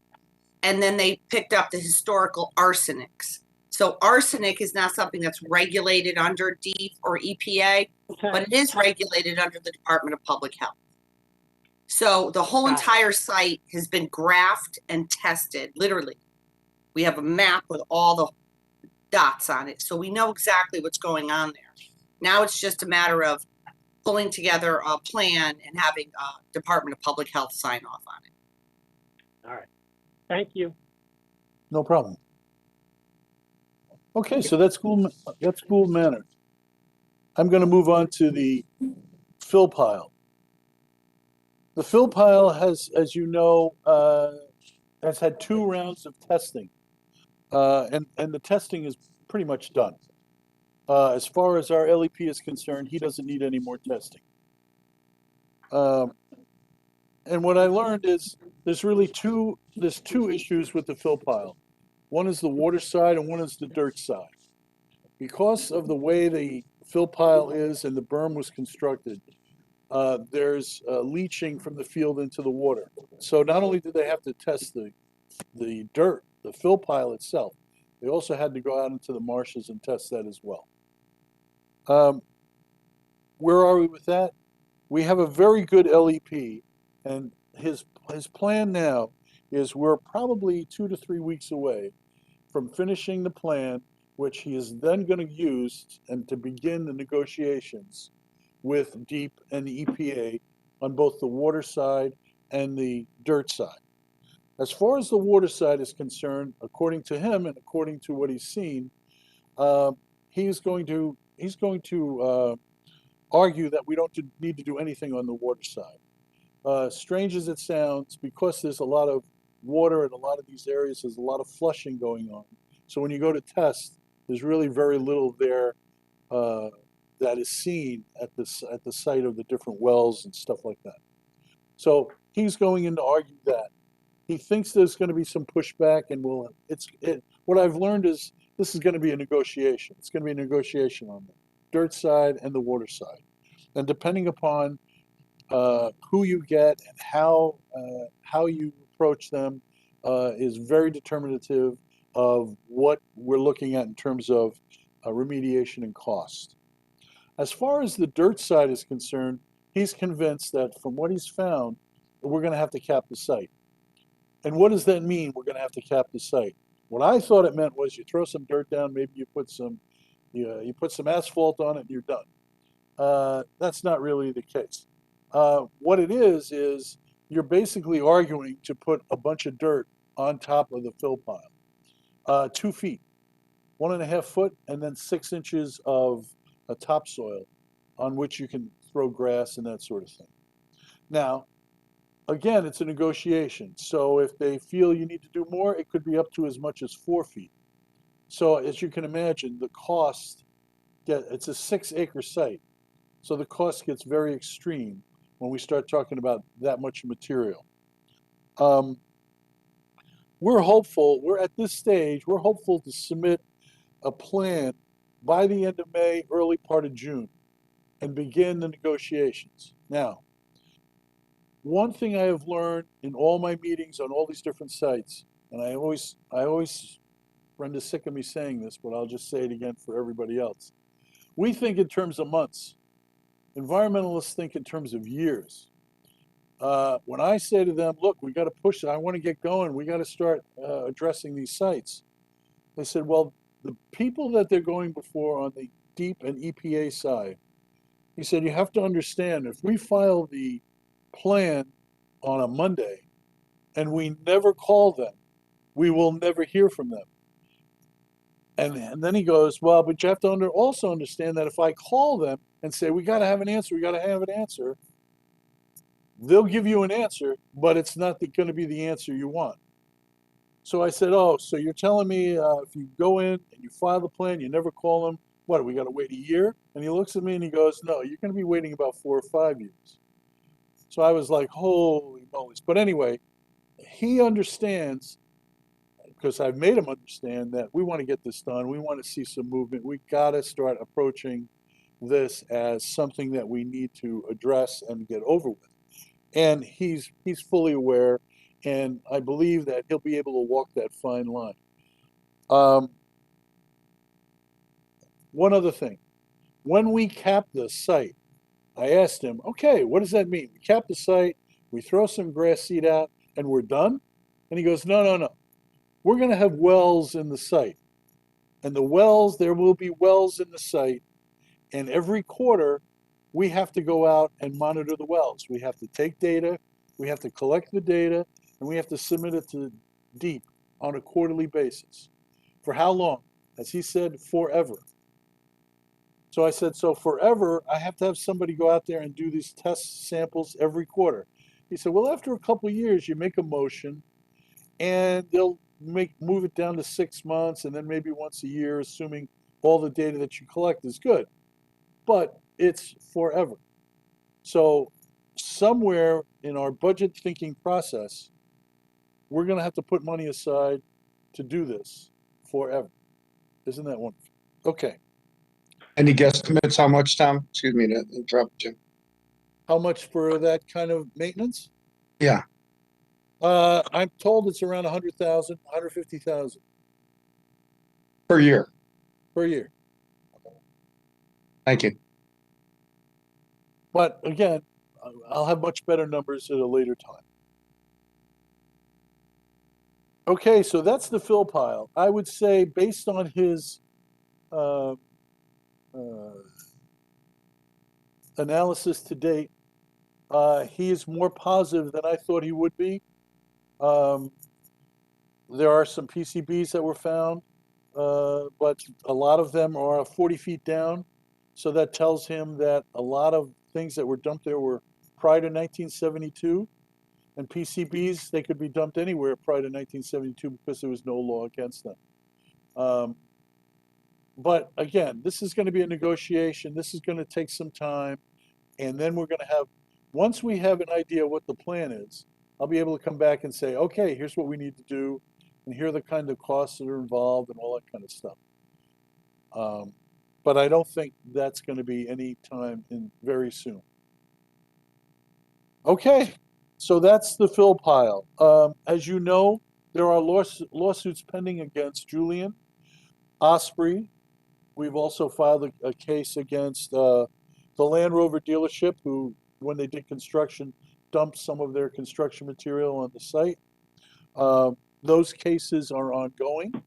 I expect the Julian and Osprey cases to really start ramping up around August when the courts get back in session. We're kind of there for that. I think that's it for the fill pile. Next, Penfield Pavilion.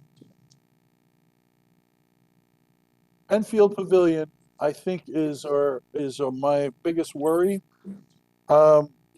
We have tested the 2 parking lots across the street from Penfield and found nothing, 0. We tested under the Penfield parking lot as well as under the Penfield building. We need to do more testing under the Penfield parking lot based on preliminary analysis. There may be some hot spots there that we are going to have to remove. When I think about the Penfield Pavilion building itself, I start leaning into the Penfield appeal. And yes, it is connected. Because one of the reasons why the appeal was denied was they used an enormous amount of fill under the building. And that basically, they could have used up to 2 feet. And according to the documents that I've read, they used close to 5 to 6 feet, some of which I think they used as a structural part of the support of the building. And that's a big no-no as far as FEMA is concerned, which is one of the grounds that they denied the appeal. So I'm very concerned at how much fill is underneath the building. I think it's going to be an engineering problem as well as an environmental problem, because if we have to remove 5 to 6 feet of fill underneath the building, as you might imagine, that is going to be an engineering challenge, to put it mildly. I can go through, if we want to get into the appeal a little bit. When I first came on board back last December, I had occasion to go through all the appeal documents, and it's easy hindsight. They should have done this, they should have done that, and I don't want to bore you with that, and I don't know if that's really useful. But I will just say that even a cursory reading of a lot of the documents on the government side, I think the major issue that they never got over on the appeal was when they first went to FEMA, they said, we want to replace the building. And the replacement, and FEMA said, okay. And they allotted 4.3 or 4.4 million or something like that. So with that money and the insurance money, which was $1 3/4 or $2 million, you're looking at around $6 or $7 million. And somebody somewhere decided back in 2016 that no, we don't want to do that. We're going to move the building. We're going to repair some of the building. We're going to move it back. That was never accepted by FEMA. And back in 2016, they were writing, every letter says the same thing. This is not a replacement, this is a repair, and we don't agree with this. And somebody decided to just go ahead and do it without FEMA approval. And when you don't have approval, it makes the argument even that much harder. So in every letter I see, they say we violated because we didn't have their approval. We didn't do a replacement, we did a repair. And it's the same issue over and over and over again. And I've read the appeal documents on behalf of the town, and their argument basically was, we wanted to do this quick because it saves a lot of money, and it's more protective of the citizenry because the building is falling apart, something like that. And it wasn't very persuasive, their arguments, obviously. And if anybody, I know I'm talking to some lawyers and some people who are not, but I would encourage even the non-lawyers, if you just read the analysis on the second appeal, it's only 2 or 3 pages. It's exactly the same as all the letters that I've read. It's the same position is over and over again, and the town never could overcome it. So that's why I think, in a nutshell, the appeal was denied. Do I think there's any grounds for further appeal? I would defer to the town attorney. But in my humble opinion, as an attorney, I would say we'd be nuts to do a further appeal. Mr. DeWitt. Thank you, Mr. Chairman, Chris DeWitt. Mr. Bremer, I just want to go back a topic to the potential stripping of 5 to 6 feet of material under the building. I would agree as an engineer that would be quite an engineering feat. Do we know with any certainty that removing 5 to 6 feet of material will leave that building structurally sound, or if there's even an engineering way to keep the building sound while we do that, if we're forced to do that work? Well, I think there are some ideas on how to do it, but in fairness, we really haven't done the engineering study that's going to be required.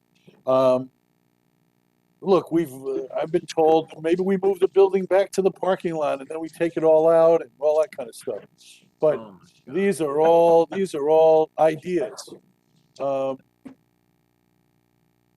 This is an absolute travesty. I got to tell you, this. Just when we think we're done with this, right? It's not as the bad. Right. Fill pile's not bad enough. This is just horrific. And we had a building committee that came before us multiple times, and clearly they were directed in a very bad way by the prior administration. I'm just, I don't know what more to say about it. So, but and listen, I completely understand. We don't want to spend, even $1 on an engineering study if we don't know for sure we have to do that. But I was just curious. So thank you. Yep. Chris, if I could just jump in, we are doing a lot. We still have a lot of legwork to do. Obviously, it's not a good situation. We've known this is not a good situation, but we still have more information to gather. I'm assuming this is not going to be a cheap fix. But when we do have additional information, we will obviously report that through the newsletter and also to the town bodies. Yeah, I want to say also we have to do some more additional testing. We have to really negotiate with DEEP and EPA. Okay, exactly what needs to be done. What and that's going to shape a lot of what we're capable of doing, and it's going to be an engineering feat. I think Ms. First Selectwoman, I think I agree with you that the only thing we really know is that it ain't going to be cheap. Mr. Mottola.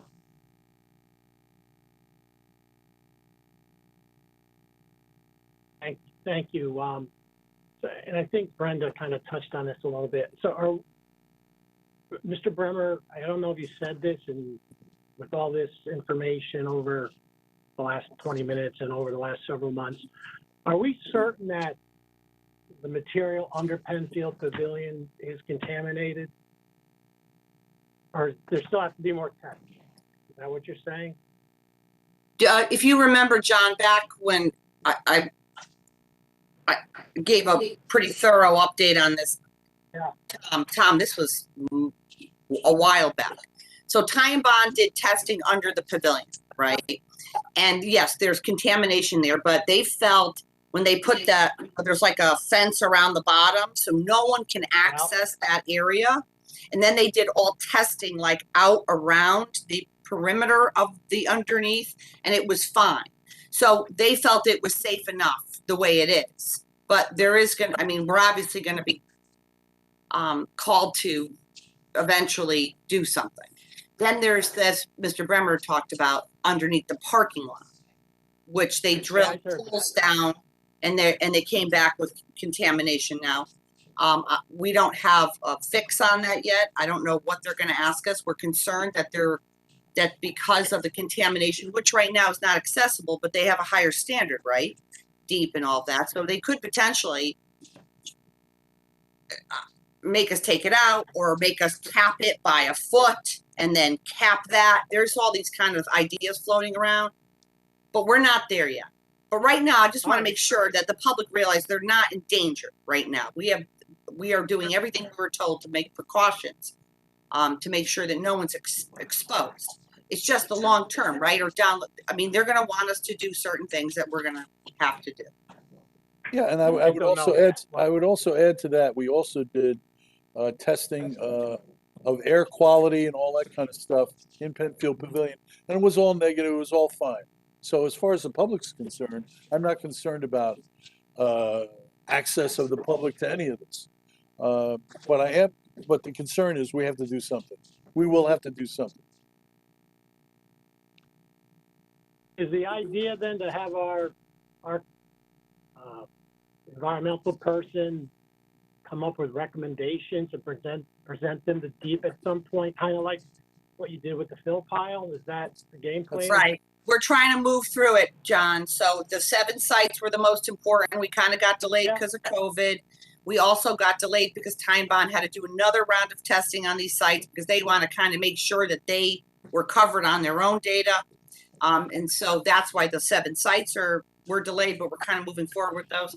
The fill pile, the second round of testing, they're analyzing that data, and then they'll come back with a proposal.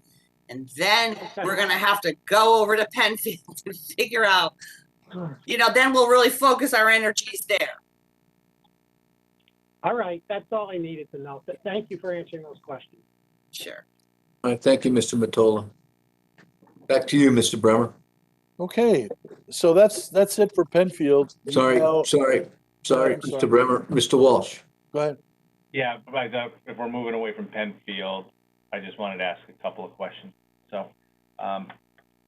So the report, Mr. Bremer, the denial that was the first select woman sent around to all town bodies, I read it, and I came away with the same opinion you came away from as an attorney, that it seemed to be a pretty simple argument that the government was making, FEMA was making, on why the denial was there. The issue I had was that our body, which I was on and many of us were on, when these arguments were being made about why we were denied the first time, were never brought to the table to us, like the arguments that were in there. We were told that, the local office, when they do the initial appeal, always supports their own person in the office who made the original decision. So we always do much better down in Washington, D.C., and our consultant, who I cannot recall the name of, some company that was from, I think, Widow O'Brien? Widow O'Brien? Yeah. Swore that we would definitely win this. They swore up and down that we were going to win this, that, everything was in our favor and whatever. So it is just shocking that this has now happened. And now when you read their denial, the arguments are pretty straightforward of why they denied it. And I just don't know, and I'd hope the town attorney would explore maybe going after a Widow O'Brien, because we hired them so that this problem wouldn't happen.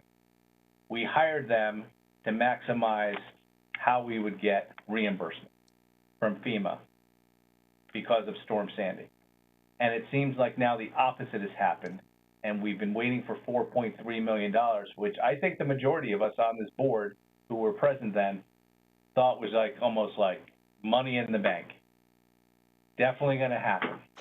And now we're going to have to find $4.3 million, I presume, with bonding to cover that.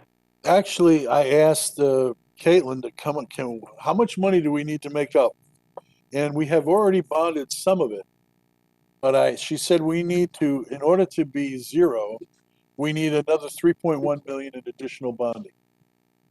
So it's a little bit better, but you're right. Still not smiling. No, I guess I'm struck when I read through all the different papers that the arguments are the same as they were in 2016, 2017, and our answer never really addressed it. Our appeal never really addressed those issues in my mind. But then again, I'm not an expert in environmental law. Well, they kept saying over and over again, we are telling you not to proceed because you're risking your funding. And we we held up your funding. We put it aside. And in 2016, they said we're suspending your funding. We're putting it aside. It's unbelievable. I think it's important to the town. I'll let you guys decide how you want to do it. To figure out how this happened. Who moved forward? Did the town tell the building committee, screw the letter, move forward because we're trying to open Penfield as possible, and we'll take the risk? Or did the building committee tell the town, we don't care what you're saying, we're moving forward? I think that's an important distinction, and I would hope that you or the town attorney or somebody could get to the bottom of it, because if it was the building committee, we've got to put new restrictions on building committees so that they don't cost us close to $4 million through their procedures just because they're trying to get something built. Well, I will say, when you go through the timeline, I mean, it's years before a shovel is in the ground.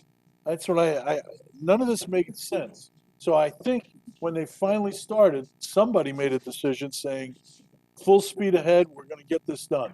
And it didn't matter what FEMA was saying. And in fact, while they were suspending the money, they finished the project. And the FEMA's talking about how, and they've completed it without our approval. So I don't know, I just find it astounding that, or let me put it another way. I think what it's showed me is, in terms of remediating any of these sites, I'm not moving forward until I have approval with anything, because I'm not doing it twice. And I don't want to be in the same position. I want to have somebody say, yep, you do that, it's okay. Because it doesn't, this shows me that you can't go against FEMA. You just can't, local or not. Mr. Brown, I have other questions, but I see others with hands on about this, so why don't we just complete this and let others ask their questions? Thank you. Okay, thank you, Mr. Walsh. Mr. Mottola, and then Ms. Charlton. So I kind of was going to echo what Mr. Walsh said. I recall the meeting from our expert / consultant that the town hired, and if I recall correctly, he said, and I think some members will back me up, that your first appeal is always denied. They do it all the time. They deny it, but we're very confident that the second appeal will be granted, and that was a long meeting. I recall he was there for a while, if you remember, and I was pretty confident, like Mr. Walsh said, that we were going to be successful. So I just wanted to echo that. Thanks. Thank you, Mr. Mottola. Ms. Charlton? Thank you, Chairman Brown. Yeah, I have the same recollection. It was before I was on the board, but I remember precisely what Mr. Walsh was talking about and the way it was presented at that meeting, which I observed, was they spoke with great confidence that the appeal would go in our favor. And I guess my question, and maybe this goes further to what Mr. Walsh was suggesting, is this consultant that we used, what was their role and at what point did they become engaged in the process? Were they engaged to assist us with an appeal, or were they or some other outside party giving advice during the process? I guess it's kind of hard for me to believe that either the administration or a building committee would just decide to ignore the FEMA letter without getting any advice. And, if we hired an outside party that's supposed to be an expert and, and this is the result, I'm not sure what recourse we have, but I do think it's important to understand or at least refresh our memory on that timeline. Who had what role and, who was involved other than internal, folks. And that's not to shed any responsibility of any decision makers internally, but I think it's reasonable for internal decision makers to rely on expert outside advice. And so it would be really helpful to understand how all that went down. Thank you. Thank you, Ms. Charlton. So expanding on that, Mr. Bremer, we must have had a contract with the consultant. I'm not sure if we did or not, to be honest. I have no idea. I assume we do. I assume we do. We paid them. I guess we have to look at the, the fine line and see if they, indemnified themselves in any way, correct? Sure. Oh, absolutely. I think these are all good points. We'll definitely look into it in terms of, as much as we can, trying to find out. To my mind, I'm trying to find out what's the motivating force behind the idea. When they started the construction, what comes through from the reading of the documents is somebody made a decision within a month of the FEMA grant for the $4-something million that we weren't going to replace it. We're going to move it. We're going to repair it. Somebody made that decision literally within a month of that grant. And I'm like, why would you do that when they've already said you can replace it? And when I read through it, it's all to save money and all this kind of stuff. What was behind that decision? Because to me, that's one of the most critical decisions behind this. And I don't have an answer because I don't know. So, but I think if we get to that, then we'll get a better idea of, was it building committee or was it the administration or were they relying on the outside consultant to do that? I mean, I just don't know the answer. Well, the building committee will have minutes. I mean, there's research that can be done. Oh, sure. But I think you're right. We need to, as everyone else has stated, we need to find out so we learn from this and make sure this never happens again. But we do need to find if we have cause we need to see if we can assist us as taxpayers in any way to recoup. Sure. Mr. Mottola, you were about to say something? Yeah, so on the FEMA decision, which I read, it just came out the end of March, right? And so, I'm an attorney and I represent people, and we had a consultant representing us. And when I get a bad decision for a client, rarely, but I do sometimes, being sarcastic there, I talk to my client. So did this consultant call the town up and discuss this decision with us? Does anyone know? No. We just got it in the mail. Yes, that's correct. All right. I just wanted to understand that. Thank you. Okay, thank you, Mr. Mottola. Any further questions? Mr. Baldwin, do you have anything to add to this discussion? Well, to the extent that we're talking about potential litigation, I don't want to add too much, but I think that the questions raised here tonight are appropriate, but I'm not hopeful that they're going to lead to anything which is going to resolve the situation in the town's favor. But that's just speculation on my part, but it's certainly an area for us to look into, and I'm sure we will.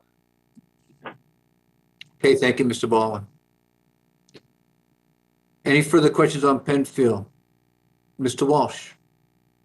Yeah, thanks, Mr. Baldwin. I request that the first select woman explore any and all options to try to get any reimbursement at all back, and I'm sure she'll work with Mr. Baldwin on that, and that's all I'm going to say about it. But anyway, but in regards to the site itself, and I know Mr. DeWitt talked about engineering, and Mr. Bremer, you mentioned, could be very expensive and an engineering feat.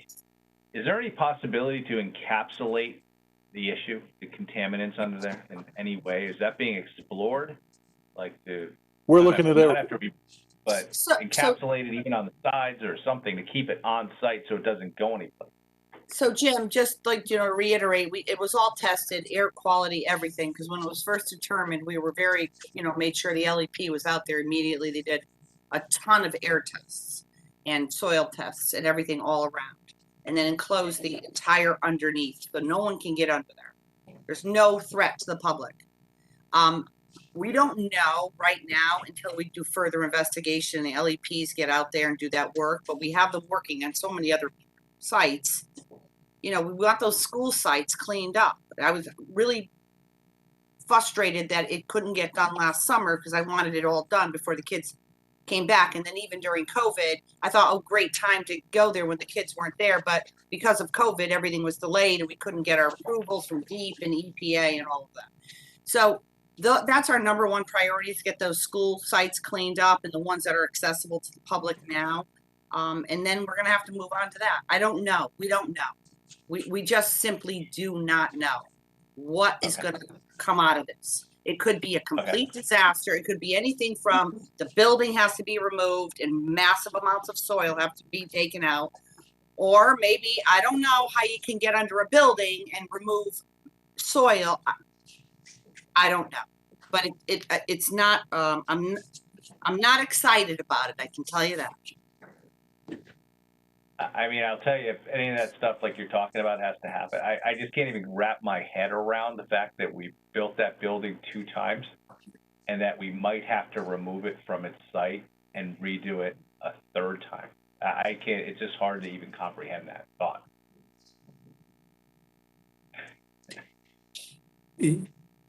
Yeah, let's not tonight. It's too much.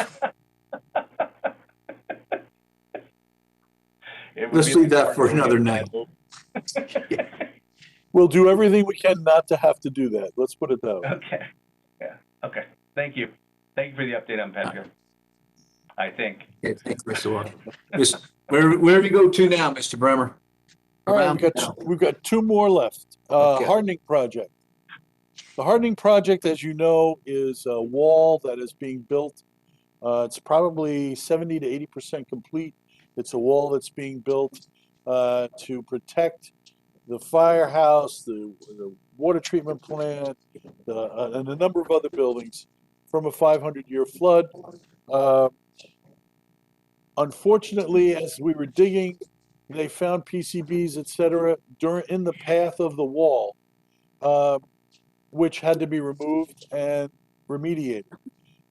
We're almost there in terms of we have to raise the roads. Where the wall stops, it goes through the street. So we have to raise the road in order to complete the wall. Unfortunately, we're over budget because of a lot of the contamination was found in our remediation efforts to date. But the good news is we're substantially done, and we expect to be done with everything before school starts again in September. So the buses will be able to run and that sort of thing. The other side of the hardening project is, now that we've done the hardening project, and now that we found PCBs, what DEEP has basically come to us and said is, we know you want to do the wastewater treatment plant. We believe, and this is my last topic, we believe that you need to test that entire site. So everywhere within that wall is going to have to be tested. We're going to have to put a grid out, and we're going to have to test. And as I sit here today, we have not begun this project. As I sit here today, I think we should definitely do that before we even think about rebuilding the wastewater treatment plant for obvious reasons. But I also believe, knowing what I know about that site, which was reclaimed in the 60s, and before 1972 PCBs could be dumped there, there's no doubt in my mind that we're going to find contamination around the site. And we'll have to deal with it as we find it. The one thing I have really urged John Marsilio to do is, please don't start any new projects. Don't put any more shovels in the ground until we get a better sense of what we're dealing with. Because as soon as you touch something, we have to start testing. And if we find something, whatever the RFP was, whatever the costs were, kind of go out the window, because now I need a licensed environmental guy to come in and all that stuff. So we have to be very judicious in our projects. And we just have to go through this painful experience and hopefully come out with a much better education on the other side of the ledger. I just don't know what else to say. Thank you, Mr. Bremer. Mr. Walsh. Tom, I'm like almost afraid to put a shovel in my own backyard, that I'm gonna find PCBs. It's crazy. Every time we dig, it's like you find something. But when you just talked about DEEP has advised you that if I was unclear whether you meant the area all that contains the water treatment plant, or are you talking about the entire dump where the dogs are, fire are, the entire property, or are they just talking about the water treatment plant area? No, The ground. I think we're talking pretty much the entire property down there. Oh my God. So Okay. it is what it, I mean, of course, we will do whatever we can to limit what we need to do, but I believe we're talking about everything within that wall. Including like where the landfill was? Well, yeah, there's a lot of issues down there, Jim. So as they were putting that wall in, every time they dug, they were finding the PCBs, clean it, add more wall, dig, sort of that. But there, I think what Mr. Bremer's talking about, we've had a lot of meetings on this. So if we want to, erect a building, a fire training school site for DPW trucks, or if we want to, whatever we want to do, right? We're now being very cautious because we're feeling that whole area is sensitive, right? It was a former Nike site. There's just, we just want to be really careful about what we do down there. Yep. Like nothing. Like nothing. Yep. Like nothing. Yep. Shovels and backhoes are not allowed on the property. Not a sand shovel. Not a sand shovel. My standard line is, they're looking at us with tweezers and a microscope, guys. Don't touch anything. Yeah. Okay. No, we just don't want to stir anything up is all. And the hardening project is a very expensive project. And it's a lot of, and we have to do it. People have to flush their toilets. So, it's not like we can not do it. And it's very expensive. And having to raise that road going into that whole down area, we made some modifications to that project because they're going to be doing work for the poor neighbors, at night to try to save money and the costs. But I made some modifications there, and also to wait till after the school year, which is going to add a small amount of money, but we would have had to move the buses to somewhere. Train station, there was a whole lot of modifications that would have had to be made to all the operations down in that area. So we're going to start after the school year, and hopefully you'll be hearing from people down there. They're not going to be happy about the noise for the period of time that it's going to take, unfortunately, and I feel bad about it. Okay, thank you, Ms. Kupchak. Mr. DeWitt? Thank you, Mr. Chairman. Chris DeWitt.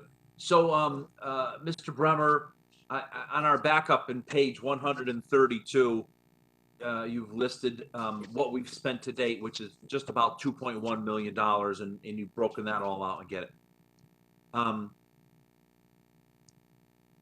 want to make sure I ask the question the right way. I think not talking about Penfield, just the kind of fill pile, because the fill pile's changed for me a little bit tonight, and this was a great update. Thank you. Because prior to this night, I thought that we were going to take the fill pile, we were going to put dirt, we were going to put a concrete cap over it. It was going to be, you know, almost like a Nike site. I mean, that we were literally told that was a possibility. So I think it's a better situation.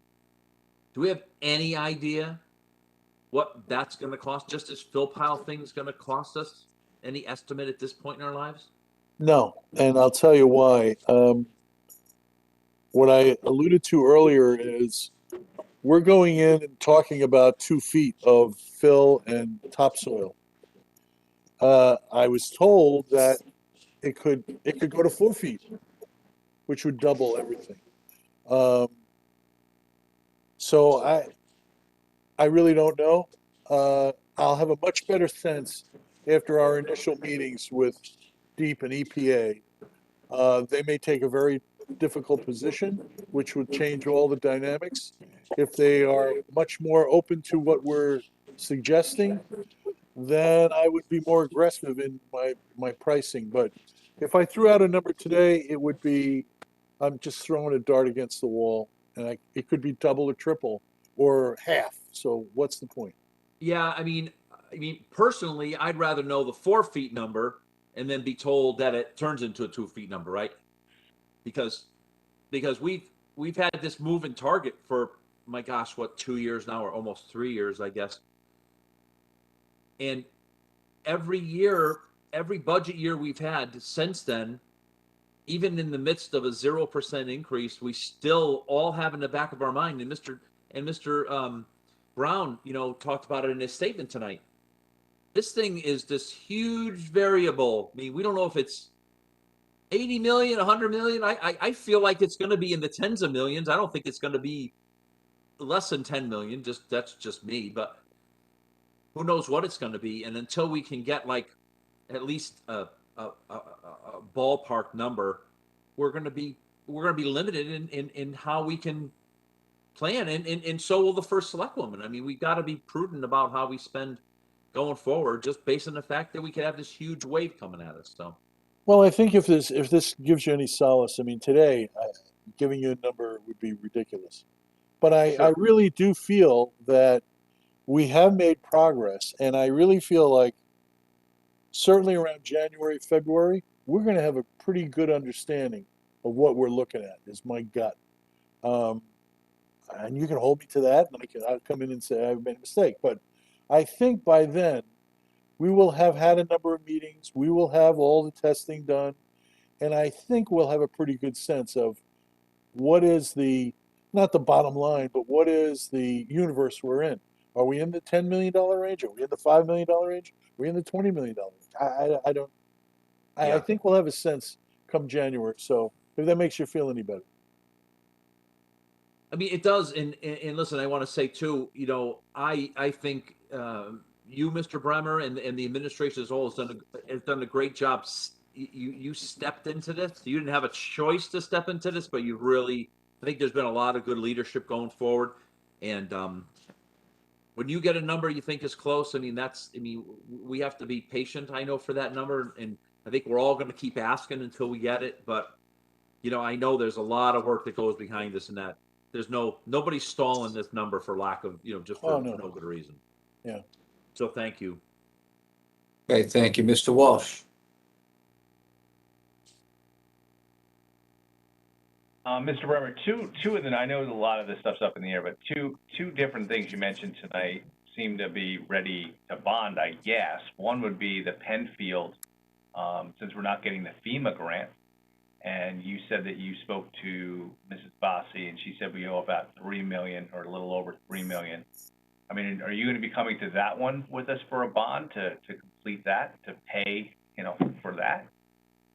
Oh, I'd leave that to Jared, but I would assume that we're gonna do, as part of our bonding over the summer, I would assume the 3.1 is gonna be in it. Absolutely. Is that true, Mr. Schmidt? As soon as I get word that they're ready to proceed, we can come to you with that. Okay, and then the other one was on the hardening project. You mentioned that, you know, we're over budget because of the contaminants and stuff found, the PCB, you know, whatever you found during the hardening project itself. So is that going to be an additional bond? I believe it is. I think the number is, and I don't have the exact number, 1.7 or 1.8, something like that. It'll be under 2. Okay. It's about So is that gonna be- 1.634 is the amount right now. 1.634. There you go. So is that also going to be coming to us shortly? We should Yes. expect to see that? Yes, Yes. that has to come to you quickly because that project's going forward and we're running out of money. Okay. Have any good information tonight on any of this stuff, or? No, I don't. No, Well, the good news No is rates now. the good news is I'm done. That's great. Excellent. Okay, Ms. Charlton. Yeah, dumb question, so apologize. But how was Penfield, how was it funded? Was it funded with bands and we were waiting for the FEMA money to pay those off and now we're going to bond instead? I mean, the 3.1 million, the facility's been paid for. So can you just clarify? Jared, you want to take it? Yeah, I'll have to get the background on that. I can't say for sure right now. Okay, yeah, I appreciate that. That was before Jared's time, so he's gonna have to look back. Yeah, I mean, it is paid. I mean, we're saying we have to bond 3.1 million, but I'm guessing it's to pay off bands. I don't know what else would we be paying off at this point. But anyway, I would assume the same thing. Everyone has to have been paid by now, so. I mean, Right. It's a receivable. we bonded the project. We didn't pay for it, you know, about anything else other than we bonded. So yeah, what else could it be? Yeah, we must we have have- bands out there that we have to refinance is what I'm guessing. But yeah, that would be helpful to understand. So you can get back to us, but thank you. I can tell you, I can give you a little bit more information. So the bond, it was authorized to be bonded. The amount, the difference between I'm trying to remember what it was in the letter and the 3.1 that needs to be bonded. That portion of it, that 3.1 is what we would need to bond. It's been authorized, but it needs to be issued still. So it's the. No, I understand. I was just asking how it was actually financed, you know, because we paid whoever built it, we paid the material. So I'm guessing that was financed through bands, but that's what I was asking to clarify. So thank you. Thank you, Ms. Charlton. No, Mr. Smith, that should be fairly easy to find out. If you could just send that in an email, we don't have to wait till our next meeting for that. If you could get back to us. Mr. Testani? Thanks, Mr. Chair. I just want to echo really quickly a couple of the comments about what a great job the administration's done with this. Mr. Bremer, thank you for your summary tonight. I thought it was pretty comprehensive. A little daunting in terms of the financial obligations we have still outstanding, but those are all issues that we talked about during the budget deliberations. Mr. Walsh touched on this particular issue many times himself. And I think a few of those times, a lot of us echoed a lot of his concerns at that time in terms of some of the conservative approaches we took in this past budget season. And it turns out to be that we're going to have to be even more, lack of a better word, conservative moving forward in terms of how we allocate funds and making sure we have a proper course of action in terms of addressing a lot of the issues that you brought forth tonight. So again, thank you. Obviously, you've put a lot of time and energy and effort into this, and whole administration. I think it's a difficult issue to handle, but I think everyone's doing the best job with what they have available to them. So thank you again for all your effort. Thank you. Okay, thank you, Mr. Testani. Any other questions, comments? Okay, Mr. Bremer, thank you for the update. Thank you. Thank you, Mr. Burke. I think thank you for the update. I was just gonna say, you're a crappy storyteller, Bremer. We need to know. Oh, man. I hate it. I did use the word daunting. Yeah. Okay, we're going to go to item number 7.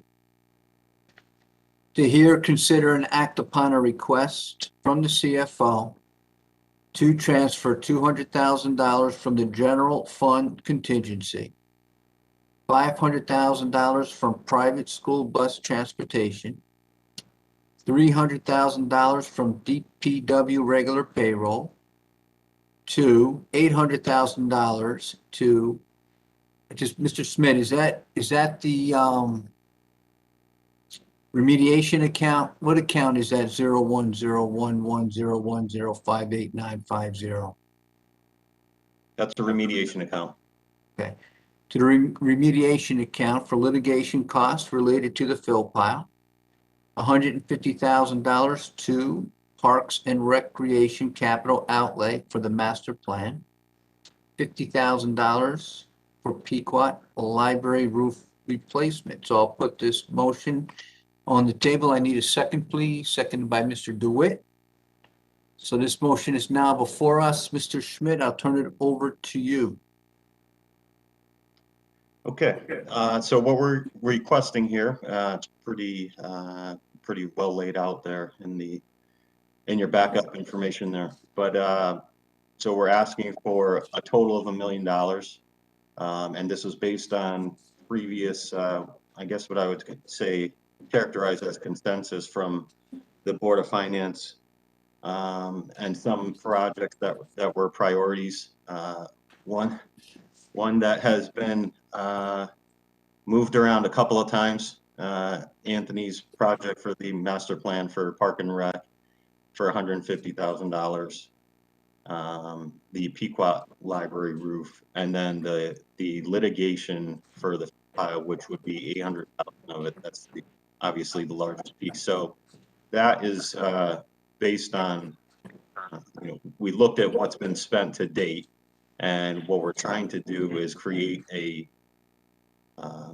source of funding that's going to last over the long haul, for multiple years, because we are at this point in time, we're essentially on our last about $25,000, and we're burning through money at a good rate right now. And so this is the timing of this is pretty critical at this point in time, and the 800,000 is an estimate of what we're going to need over the long haul for that. I think Jim Baldwin can speak more to what he expects in the future, but it's my understanding that we expect things to at least continue at the rate that it is, and at a point it's going to accelerate once we start getting into the Julian case. Well, I have a question on this. It's the remediation account. So we, I believe, can utilize these funds for more than litigation. We can use it for remediation as well, which is, we have done that in the past.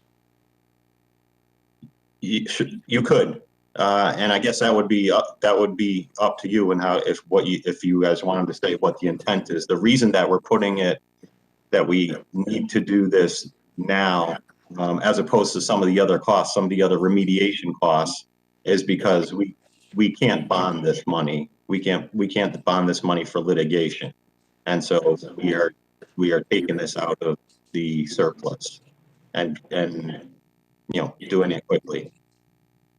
No, okay, I understand that. I just want to clarify that if it's in a remediation account, it can be used for more than litigation. There's nothing preventing you from doing that. All right. Ms. Charlton, you had your hand up first, and Mr. Walsh. Thank you, Chairman Brown. Mr. Schmidt, so just to clarify, so the $1 million then, that will reduce the $4.8 million surplus that we were previously talking about? That's correct. Okay, so if we do this, then the surplus that's anticipated at this point will be 3.8 million. Okay, and then the remediation account, is that in the debt service fund? Are we moving that out of the general fund? So the remediation account, it's a separate account. You have a debt service. What we've done in the past, Ms. Yes, Charlton, no, is we moved it into the debt service reserve fund, and then when we needed it for remediation, we moved it into there. Got it. Okay. Yeah, and I think it probably has to come out of the general fund because we can't accrue this as litigation because the services haven't been rendered. So this is just putting that money aside and transferring it just the same way that we did for several $1 million for fill pile expenses at the beginning of this thing. Okay. Okay, and then when the $800,000 goes in, will that be, so the money, we don't have anything else at this point, right? You said we pretty much depleted whatever was in there. And so the from there, $800,000 will be all that's in there, essentially. Correct. It's either been spent or is encumbered currently, other than about $25,000. Got it. Thank you. Okay, thank you, Ms. Charlton. Mr. Walsh. Ms. Charlton answered some of my questions, asked some of the questions I was going to ask. But will there be a possibility you're going to be asking for more money in the fall in September? I know we had a conversation at our previous Board of Finance about this money for the legal fees and that we needed to move some money in there almost immediately. We have a lot of bills coming in for litigation. But is there a possibility that you'll be asking for more as you get clarification on some of this stuff in September, whenever we decide what we're going to do with surplus? I suppose there's a possibility, although I think the 800,000 would last for a while, and to address the question about using remediation. It's up to you. I would suggest that, keeping that as a purely for litigation because of the limitations on the sources of money that we can use for litigation. Okay. And that was going to be another question because when we funded this with millions of dollars, I think we've had two previous fairly large contributions that went to the debt service and then it got moved in debt service to the remediation. So I'm actually happy it's going right to remediation so that it's very clear of what we're doing. So I think that's a good idea. But in the past, I think we've used some of those funds, not just for litigation costs, but for also testing and things like that. Are you not going to do that any longer? Because are you just going to pay for testing and try to bond that money? Or is there a potential that some of this money is going to need for it to be used for additional testing for some of the things that Mr. Bremer talked about this evening? I mean, there's testing that needs to be done at Penfield. There's testing that needs to be done at some of these fields. There seems to be a bunch of testing that needs to be done on numerous areas. Are you going to need additional money for testing, or are you going to figure that out maybe by September? The thought right now is to bond if we needed to do more money for testing and if there's nothing available, for example, the 7 sites, we have a source of funding that we could use. That could be the source of funding for testing on those 7 sites. And then if we need to expand that, we would, the thought right now would be to bond it and that this 800,000 would be strictly for litigation. Okay. I just asked the administration, to think about if you need any more money by, August or something that about prior to voting on how we're going to use the surplus, that we analyze that in September. You guys think about it because we'll have some money, we'll have some decisions to be made, and I don't want to leave you short in that account. Because obviously we have a lot of things moving forward and a lot of things that Mr. Bremer filled us in on, and we won't be able to really put some more money in there probably till next year.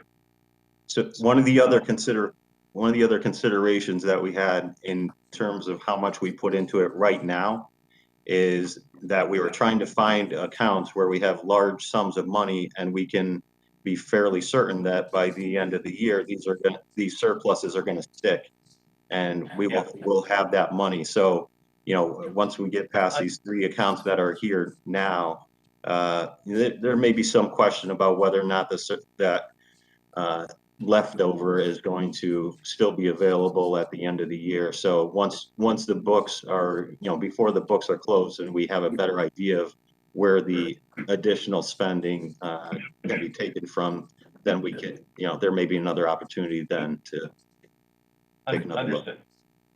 All right, thank you. Welcome. Thank you, Mr. Walsh. Here's something I want to recommend, is that as we get closer, the end of the year, we look at what our surplus is. And just a reminder, we can transfer on the expense side of the equation when it comes to surplus, not the revenue side. That has to go through the 3 boards on what we do with revenue. On the expense side is the total control of the Board of Finance.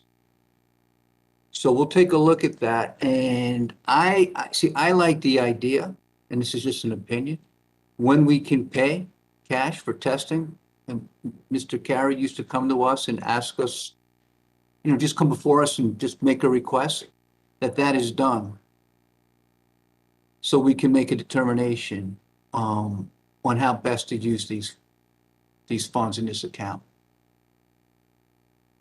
And I think, you can also see what's going on in the market at the time too, as these things come up. Right now, the money is cheap. So I understand. So it doesn't hurt to pay cash if it makes sense to pay cash. If something's a couple $100,000 and you need it for testing, it should be considered, in my opinion.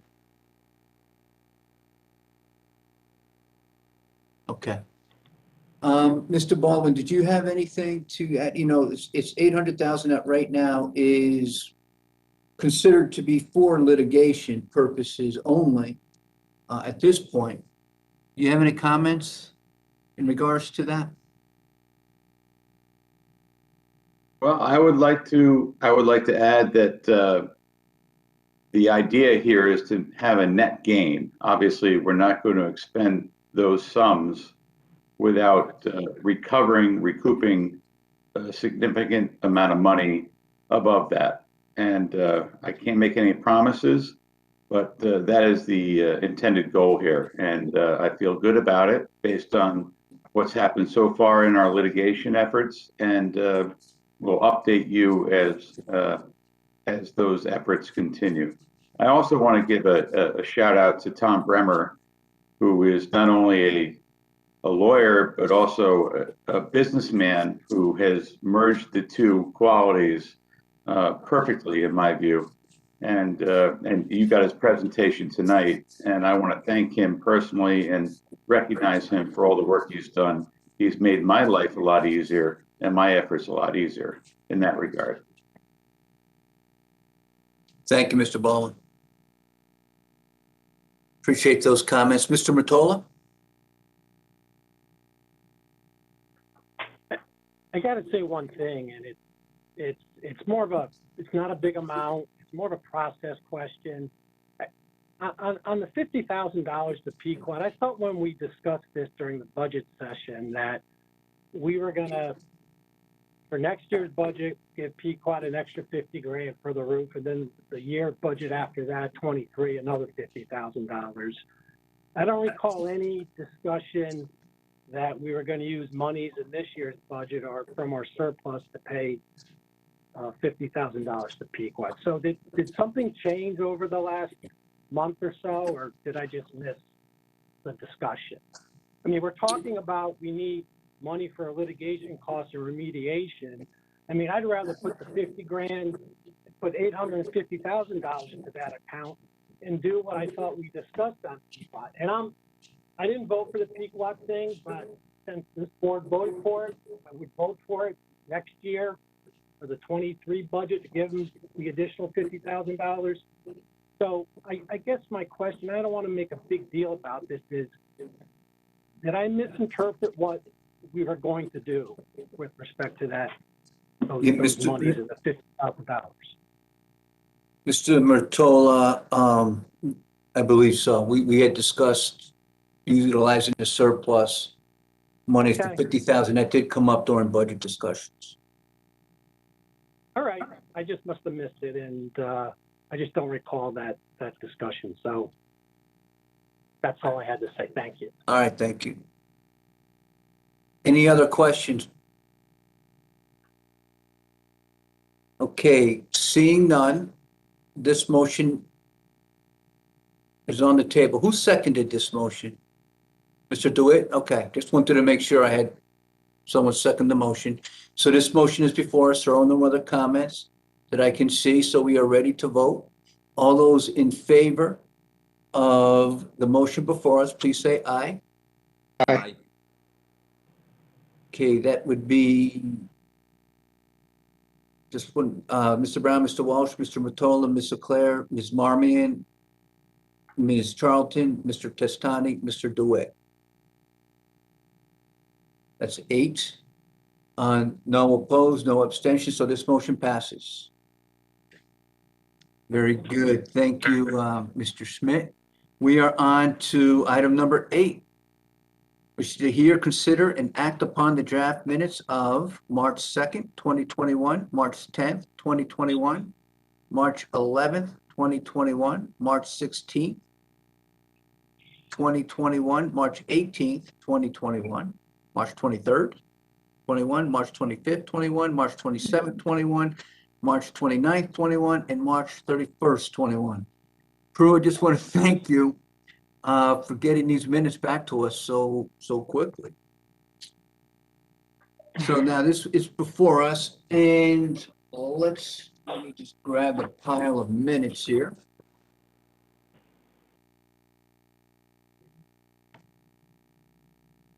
So are there any questions, comments, concern on the minutes of March 2nd? On March 10th? I want to do these all at once because there's so. Are there any questions or comments on any of the minutes that are before us? Okay, so I make a motion to pass the minutes as before us. Can I have a second? Seconded by Ms. Charlton. All those in favor, say aye. Aye. Okay, that is unanimous. That is 8-0. Brings us to item number 9, which is to hear, consider, and act upon any communication. Mr. Schmidt, do you have anything for us? No, I don't. Okay, and just for the record, I want to go back to item number 5, which was to hear, consider, and act upon the suspense list for the tax collector. I believe I said it was 801. It is 701 as Mr. Basin is not here.